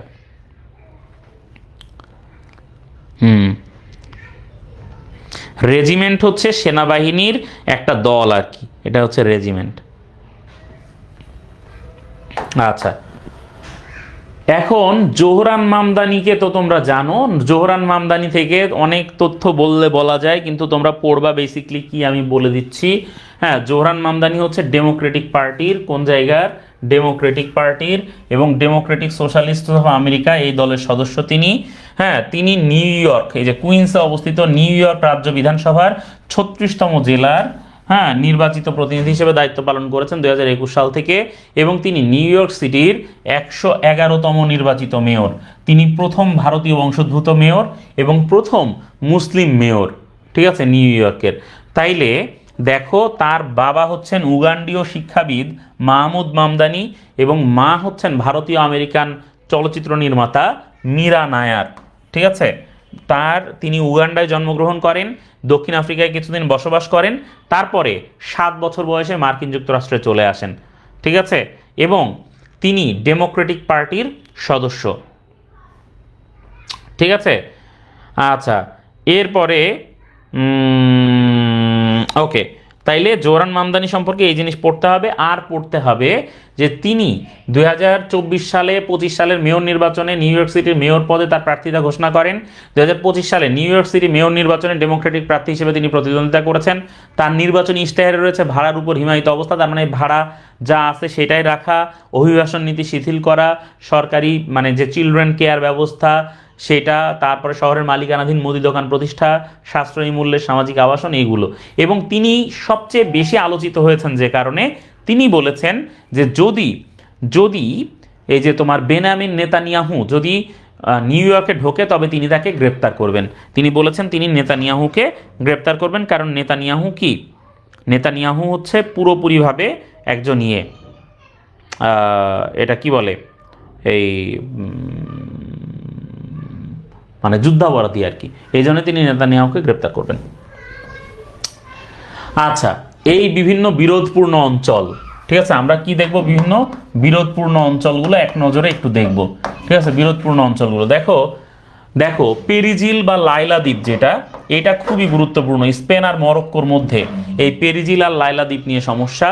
মরক্কো এটাকে বলে হচ্ছে লাইলা, আর স্পেন এটাকে বলে হচ্ছে পেরিজিল। স্পেন কি বলে, এটাকে পেরিজিল বলে। তাহলে স্পেন এটাকে বলছে পেরিজিল, মরক্কো বলছে লাইলা। ঠিক আছে, এইভাবে দুই পক্ষের মধ্যে এটা নিয়ে বিরোধ রয়েছে, পেরিজিল বা লাইলা দ্বীপ। স্পেন বলছে পেরিজিল, মরক্কো বলছে লাইলা। এটা মূলত মরক্কোর মূল ভূখণ্ডে এটা অবস্থিত একটা দ্বীপ হচ্ছে এই পেরিজিল বা লাইলা দ্বীপ। এরপরে দেখো, ইসরায়েল সিরিয়ার মধ্যে গোলান মালভূমি, ষষ্ঠ আরব ইসরায়েল যুদ্ধে তৃতীয় আরব ইসরায়েল যুদ্ধে, 6 দিনের আরব ইসরায়েল যুদ্ধে 1967 সালে তৃতীয় আরব ইসরায়েল যুদ্ধের সময় ইসরায়েল সিরিয়ার কাছ থেকে এই উপত্যকাটা কেড়ে নেয়, গোলান মালভূমিটা কেড়ে নেয়। এখনও ইসরায়েল এই গোলান মালভূমিটা সিরিয়াকে ফেরত দেয় নাই, বরঞ্চ গোলানে তারা নিজেদের মতো করে একটা শহর তারা বানাচ্ছে। ঠিক আছে, সেটাকে তারা গোলান হাইটস বলতেছে। ইসরায়েল এবং সিরিয়ার মধ্যে এই গোলান মালভূমি হচ্ছে বিরোধপূর্ণ অঞ্চল। ঠিক আছে, ইসরায়েল সিরিয়ার মধ্যে গোলান মালভূমি হচ্ছে বিরোধপূর্ণ অঞ্চল। এবার দেখো, আবু মুসা দ্বীপ, এটা হচ্ছে ইউনাইটেড আরব আমিরাত এবং ইরান এই দুটোর মধ্যে বিরোধপূর্ণ হচ্ছে আবু মুসা দ্বীপ। পারস্য উপসাগরের একটা দ্বীপ হচ্ছে আবু মুসা, এখানে ইরানের একটা সামরিক ঘাঁটি রয়েছে। তাহলে ইরানের সামরিক ঘাঁটি রয়েছে কোথায়, আবু মুসা দ্বীপে ইরানের সামরিক ঘাঁটি রয়েছে। ঠিক আছে, আবু মুসা দ্বীপ, তারপরে যে ছোট তুনব, বড় তুনব, এগুলো আমরা কিন্তু তোমাদেরকে পড়িয়েছি বারবার করে, একদম সুস্পষ্টভাবে ম্যাপে অবস্থান দেখিয়ে দেখিয়ে পড়িয়েছি তোমাদের কাছে। আশা করব যে তোমরা এই জিনিসগুলো পারবা, কোনো ঝামেলা তোমাদের হবে না। ঠিক আছে, এটা হচ্ছে কিন্তু আমার একেবারে আশা থাকতেছে তোমাদের কাছে, বুঝছো? ওকে, এরপরে দেখো কুরিল দ্বীপপুঞ্জ বা কিউরিল দ্বীপপুঞ্জ, ভেরি ভেরি ইম্পর্টেন্ট। কুরিল দ্বীপপুঞ্জটা রাশিয়া আর জাপানের মধ্যে প্রশান্ত মহাসাগরে অবস্থিত দ্বীপ। দ্বিতীয় বিশ্বযুদ্ধের পরে রাশিয়া এটার পুরোপুরি দখল নিয়ে নেয়। নর্মালি এটা জাপানের দখলে ছিল, কিন্তু দ্বিতীয় বিশ্বযুদ্ধ চলাকালীন সময়ে যে রাশিয়া দখলে নিয়ে নেয়, এরপরে আর জাপান কখনোই এটা দখল থেকে ফেরত নিতে পারে নাই। ঠিক আছে, কাজেই কুরিল দ্বীপ, তারপরে হচ্ছে তোমার এই শাখালিন দ্বীপ, এরপরে হচ্ছে তোমার এই যে জাপানের আরেকটা দ্বীপে ওই যে মার্কিন যুক্তরাষ্ট্রের আছে ওকিনাওয়া। ঠিক আছে, ওকিনাওয়াতে মার্কিন যুক্তরাষ্ট্রের একটা ঘাঁটি আছে। এগুলো তোমাদের একটু ভালো করে মনে রাখতে হবে। ঠিক আছে ভাইয়ারা, আমরা একটু দেখে নিই স্প্রাটলি দ্বীপপুঞ্জ। আচ্ছা, শাখালিন দ্বীপপুঞ্জ যে রাশিয়া জাপান, এই যেটার কথা মাত্র বললাম, জাপান সাগরে অবস্থিত দ্বীপ। স্প্রাটলি চীন ভিয়েতনামের মধ্যে বিরোধপূর্ণ। ফকল্যান্ড নিয়ে তো যুদ্ধই হয়েছে তোমরা জানো, 1982 সালে এই ব্রিটেন আর আর্জেন্টিনার মধ্যে এই ফকল্যান্ড নিয়ে যুদ্ধ হয়েছে রীতিমতো। তাহলে ফকল্যান্ড নিয়ে রীতিমতো যুদ্ধ হয়েছে ব্রিটেন আর আর্জেন্টিনার মধ্যে। ইভেন এই যুদ্ধ করার কারণে ওই যে একজন ভদ্র মহিলা ছিলেন না, মার্গারেট থ্যাচার, তাকে লৌহ মানবী বলা হয়। মার্গারেট থ্যাচারকে লৌহ মানবী বলা হচ্ছে কেন? এই ফকল্যান্ড যুদ্ধের কারণে। ফকল্যান্ডের রাজধানীর নাম হচ্ছে মালভিনাস। ক্লাসে কিন্তু এগুলো তোমাদেরকে বারবার করে আমি পড়িয়েছি তোমাদের, হ্যাঁ, ভালো করে পড়িয়েছি এগুলো ভাই। হ্যাঁ আশরাফুল, সাবাস ভাই, কোপ দিতে হবে। ঠিক আছে, কোনো মানে টেনশনে রাখবা না ভাই, তোমরাও টেনশন করো না ভাই, তোমরা অনেক পড়েছো আল্লাহর রহমত ইনশাআল্লাহ, এবং ইনশাআল্লাহ ভালো করবা। ঠিক আছে, তোমরা যে অকারণে মনে করতেছো ভুলে যাবা না ইনশাআল্লাহ। যে পরিমাণ পরীক্ষা তোমরা দিয়েছো, ঠিক আছে, যে পরিমাণ প্রস্তুতির মধ্যে দিয়ে তোমরা গিয়েছো, অবশ্যই ভালো করবা ইনশাআল্লাহ। নিউর বা দক্ষিণ তালপট্টি, বাংলাদেশ আর ভারতের মধ্যে নিউর বা দক্ষিণ তালপট্টি নিয়ে ঝামেলা ছিল। সেনকাকু হচ্ছে চীন আর জাপানের, এইটা তো তোমরা জানো। এটাকে সেনকাকু দ্বীপের অপর নাম হচ্ছে দিয়াইউ দ্বীপ, তারপরে হচ্ছে তিয়াইওতাও দ্বীপ। হ্যাঁ, এগুলা চীন আর জাপানের পাশাপাশি তাইওয়ানও এটা নিজেকে নিজের বলে দাবি করে, সেনকাকুকে। ঠিক আছে, তাইওয়ানও এটাকে নিজের বলে দাবি করে। এগুলো আমরা জানি বা পড়েছি। এখন দেখো বিভিন্ন গুরুত্বপূর্ণ সূচক, খুব কম কথায় সূচকগুলা দাগাই দিব ভাইয়া, খুব কম কথায় সূচকগুলো দাগাই দিব। তোমরা জানো যে সূচকে আমাদের পড়তে হয় বেসিকলি কি, শীর্ষ দেশ, সর্বনিম্ন দেশ, আর বাংলাদেশ কততম অবস্থানে আছে এইটা। আমরা পড়ব শান্তি সূচক, সুখ সূচক, খুবই গুরুত্বপূর্ণ। সুখ সূচকে এবার ফিনল্যান্ড, শান্তি সূচক হচ্ছে আইসল্যান্ড। নর্মালি কিন্তু শান্তি সূচকে বেশিরভাগ সময় তোমার হচ্ছে ফিনল্যান্ড থাকে, ঠিক আছে, তারপরে সুইডেন থাকে। এবার দেখো আইসল্যান্ড আছে। দুর্নীতির ধারণা সূচকে দক্ষিণ সুদান। ঠিক আছে, গ্লোবাল ফায়ার পাওয়ার বা জিএফপি সূচক, জিএফপি গ্লোবাল ফায়ার পাওয়ার ইন্ডেক্স, সামরিক শক্তিতে শীর্ষ দেশ যুক্তরাষ্ট্র। বাংলাদেশ আছে 35তম, বাংলাদেশ হচ্ছে 35তম অবস্থানে সামরিক শক্তিতে। আর যুক্তরাষ্ট্র হচ্ছে কি, দেখো যুক্তরাষ্ট্র হচ্ছে প্রথম। এরপরে মানব উন্নয়ন সূচকে শীর্ষে হচ্ছে আইসল্যান্ড, মানব উন্নয়ন সূচকে শীর্ষ হচ্ছে কি, আইসল্যান্ড। মানব উন্নয়ন সূচক আর শান্তি সূচকটা কাছাকাছি। ঠিক আছে, আচ্ছা, এরপরে দেখো যে গণতন্ত্র সূচকে শীর্ষে নরওয়ে, শুধু এটা পড়লে হবে। তারপরে পড়তে হবে বৈশ্বিক উদ্ভাবনী সূচক সুইজারল্যান্ড, এটা তো দেখছো। প্রবাসী আয় সূচকে শীর্ষ হচ্ছে ভারত। ঠিক আছে, বাংলাদেশ বর্তমানে সবচেয়ে বেশি প্রবাসী রেমিটেন্স পাইতেছে মার্কিন যুক্তরাষ্ট্র থেকে, আগে পাইতো সৌদি আরব থেকে। বাংলাদেশ বর্তমানে সবচেয়ে বেশি রেমিটেন্স পাচ্ছে মার্কিন যুক্তরাষ্ট্র থেকে, আগে পাইতো সৌদি আরব থেকে, মনে রাখতে হবে। ঠিক আছে, এসডিজি রিপোর্টে শীর্ষে আছে ফিনল্যান্ড। এসডিজি রিপোর্টটা খুবই গুরুত্বপূর্ণ। বাংলাদেশের অবস্থান হচ্ছে 114তম, খুবই গুরুত্বপূর্ণ। ঠিক আছে, এরপরে এইখানে মুক্ত গণমাধ্যম সূচকে শীর্ষ নরওয়ে, এটা একটু দেখবা। বাদ বাকি যেগুলো আছে এগুলো নর্মালি দেখো, বাট যেগুলো দাগাই দিলাম এগুলো কিন্তু অত্যন্ত গুরুত্বপূর্ণ। সূচক থেকে একটা প্রশ্ন আসবেই, সূচক থেকে একটা প্রশ্ন আসবেই মাস্ট। ঠিক আছে, খুব ভালো করে ভাইয়া।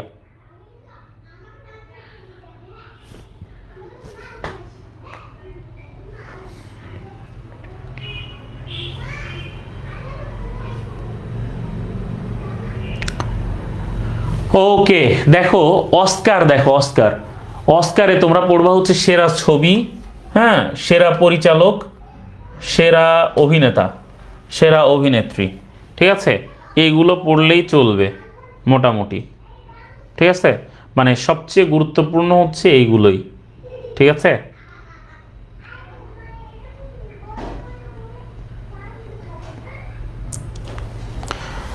তারপরে দেখো বুকার পুরস্কার। বুকার পুরস্কারটা এবার খুব গুরুত্বপূর্ণ, দুইটাই, বুকারও খুব গুরুত্বপূর্ণ আর ম্যান বুকার ইন্টারন্যাশনাল পুরস্কার যেটা, সেটাও খুব গুরুত্বপূর্ণ। ইন্টারন্যাশনাল বুকার পেয়েছেন হচ্ছে বানু মুশতাক।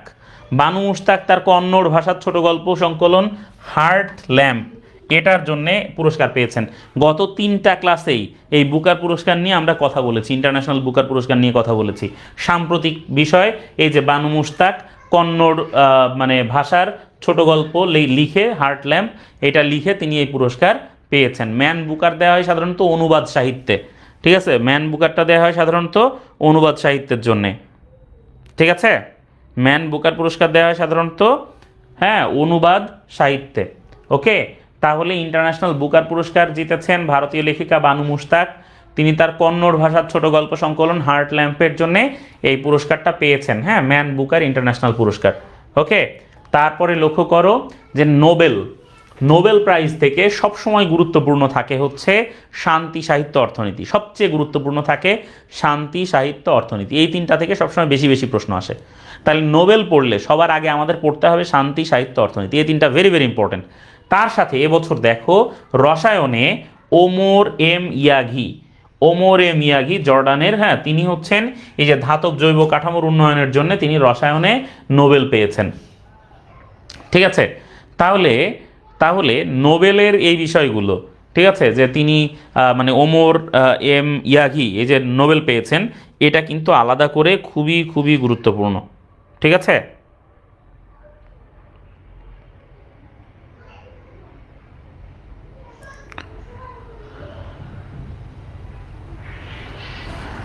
ওকে ভাইয়ারা, তাহলে লক্ষ্য করো যে রসায়নে কিন্তু যেহেতু এটা মুসলমান, ওমরেল এম ইয়াগি যেহেতু মুসলমান, সুতরাং এটা কিন্তু গুরুত্বপূর্ণ। শুধু মুসলমানই না, একই সাথে তিনি কিন্তু মূলত একজন রিফিউজি, ঠিক আছে, তিনি রিফিউজি, তার জন্ম হয়েছে রিফিউজি ক্যাম্পে, ঠিক আছে। ওকে, এরপরে দেখি শান্তি, সাহিত্য, অর্থনীতি। Very very important. সাহিত্য তো খুবই কঠিন নাম, ভালো মতো দেখবা। অর্থনীতিতে 3জন, কাজেই একাধিক হলে সাধারণত খুব বেশি আসে না, তারপরও আমাদের পড়তে হবে। বিশেষ করে কি কারণে পেয়েছেন? উদ্ভাবন নির্ভর অর্থনৈতিক প্রবৃদ্ধি ব্যাখ্যা করার জন্য, উদ্ভাবন নির্ভর অর্থনৈতিক প্রবৃদ্ধি ব্যাখ্যা করার জন্যে, ঠিক আছে। প্রযুক্তিগত অগ্রগতির মাধ্যমে স্থায়ী প্রবৃদ্ধির পূর্বসমূহ মানে শর্তসমূহ চিহ্নিত করার জন্যে, এবং এই যে সৃজনশীল ধ্বংসের মাধ্যমে টেকসই প্রবৃদ্ধি তত্ত্বের জন্য, ঠিক আছে। 3টার জন্য 3জনকে। শান্তিতে নোবেল পুরস্কার পেয়েছেন একজন ভেনিজুয়েলান, মারিয়া করিনা মাচাদো। ভালো করে পড়তে হবে। সাহিত্যে লাসলো ক্রাসনাহোরকাই, ঠিক আছে, তিনি হচ্ছেন হাঙ্গেরির। খুব ভালো করে এই শান্তি, সাহিত্য, অর্থনীতি দেখতে হবে এবং তার সাথে রসায়নের বিষয়টাও। সবগুলাই পড়বা, তবে এই যেগুলো বললাম খুব ভালো করে, ঠিক আছে, খুব ভালো করে দেখতে হবে। ওকে, পরের প্রশ্নে চলে যাই ভাইয়ারা। ও আচ্ছা, নোবেলের পরে মোটামুটি তোমাদের শেষ। এর বাইরে সাম্প্রতিক তোমাদের খেলাধুলার সাম্প্রতিকটা তোমাদের একটু দেখতে হবে, যেটা আজকে মানে তোমাদেরকে এইখানে আর বলা হচ্ছে না। খেলাধুলার সাম্প্রতিকটা খুব শর্টকাটে, ঠিক আছে, খেলাধুলার সাম্প্রতিক বিষয়ে খুব শর্টকাটে তোমাদের বলে দিই।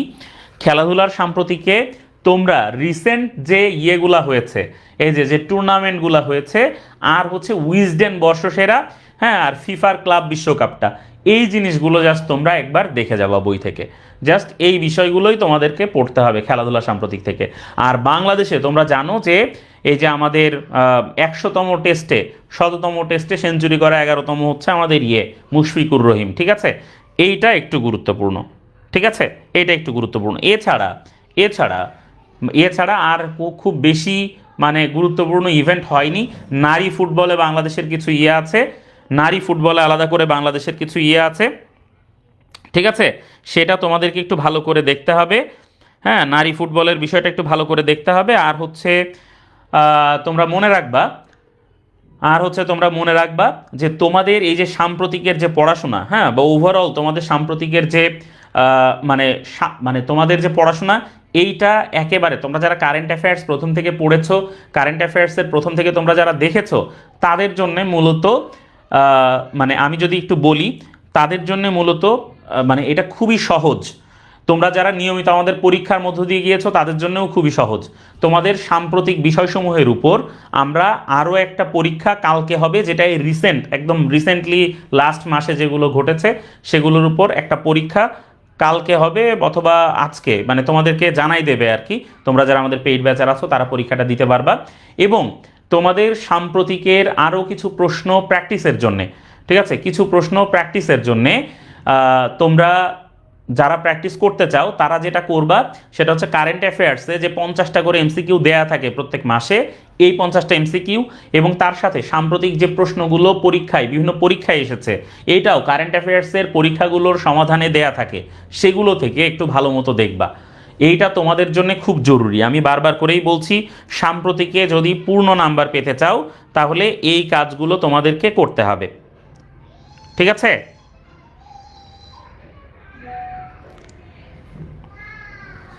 ওকে ভাইয়েরা? আচ্ছা আচ্ছা, ঠিক আছে। তাহলে এই বিষয়গুলো যদি মোটামুটি পড়ো তাহলেই চলছে। আর একটা জিনিস, আমার বইয়ে পাঁচমিশালি সাম্প্রতিকে প্রচুর তথ্য দেয়া আছে এবং পাঁচমিশালি সাম্প্রতিকের যে প্রচুর তথ্য আছে ওইখান থেকে তোমরা প্রচুর পরিমাণে তথ্য পাবাও, ঠিক আছে? কমনও পাবা। তোমরা একটু এক নজরে ওইগুলো দেখে যাওয়ার চেষ্টাটা করবা। এক নজরে যদি ওইগুলো একটু দেখে যাইতে পারো তাহলে কিন্তু তোমাদের জন্য বিষয়গুলো আরও অনেক ইজি হয়ে যাবে আশা করা যায়। ঠিক আছে? তো আমি ক্লাস খুব বেশি দীর্ঘায়িত করব না, আমি এখানে শেষ করব। তোমাদের আর কোনো প্রশ্ন নাই দেখতে পাচ্ছি। আজকের ক্লাসের যদি আর কোনো প্রশ্ন থাকতো তাহলে তোমরা প্রশ্ন করলে আমরা সেগুলোর উত্তর দেওয়ার চেষ্টা করতাম। ঠিক আছে? আশা করি যে তোমরা মোটামুটি তোমরা মোটামুটি তোমাদের সবাইকে ধন্যবাদ। তোমরা পুরোটা সেশন জুড়ে যারা আমাদের সাথে ছিলে, আশা করবো যে আজকের ক্লাসেও তোমরা মোটামুটি বুঝতে পারছো যে আসলে কোন জিনিসগুলো পড়তে হবে বা কোন জিনিসগুলো দরকার। ঠিক আছে? বিশ্ববিদ্যালয় ভর্তি পরীক্ষার জন্য সাম্প্রতিকের এই প্রস্তুতি এবং অন্যান্য প্রস্তুতি মিলে আশা করি তোমাদের প্রস্তুতিটা পূর্ণাঙ্গ হবে। তোমাদের জন্য অনেক অনেক দোয়া, শুভকামনা, ভালোবাসা। ঢাকা বিশ্ববিদ্যালয় ক্যাম্পাসে তোমাদের যাদের পরীক্ষা হবে তাদের সাথে দেখা হবে ইনশাল্লাহ। আমরা স্কুল অফ এক্সিলেন্স টিম বরাবরের মতোই ঢাকা বিশ্ববিদ্যালয়ে থাকবো এবং তোমাদের জন্য অপেক্ষা করব। তোমাদের সাথে দেখা হবে, কথা হবে, তোমরা যারা ঢাকা বিশ্ববিদ্যালয় ক্যাম্পাসে পরীক্ষা দিতে আসবে তাদের সাথে। এবং কলা ভবনের সামনে আমরা একদম সকাল থেকে তোমাদের জন্য অপেক্ষা করব এবং তোমাদের সাথে সাক্ষাৎ করব। আশা করা যায় যে তোমাদের সাথে সাক্ষাৎ করার পরে ঢাকা বিশ্ববিদ্যালয়ের পরীক্ষার প্রশ্ন আমরা সমাধান করব এবং সেই সমাধান করার মধ্য দিয়ে আমরা বুঝতে পারবো যে আসলে ঠিক কতটা আমাদের পড়াশোনা ইফেক্টিভ হলো। তোমরা সবাই ভালো থাকো ভাই, সুস্থ থাকো। তোমাদের জন্য অনেক অনেক শুভকামনা, দোয়া, অন্তঃস্থল থেকে দোয়া। ইনশাআল্লাহ তোমাদের সাথে আবার দেখা হবে, বারবার দেখা হবে। সবাই ভালো থাকো, সুস্থ থাকো ভাই। আল্লাহ হাফেজ।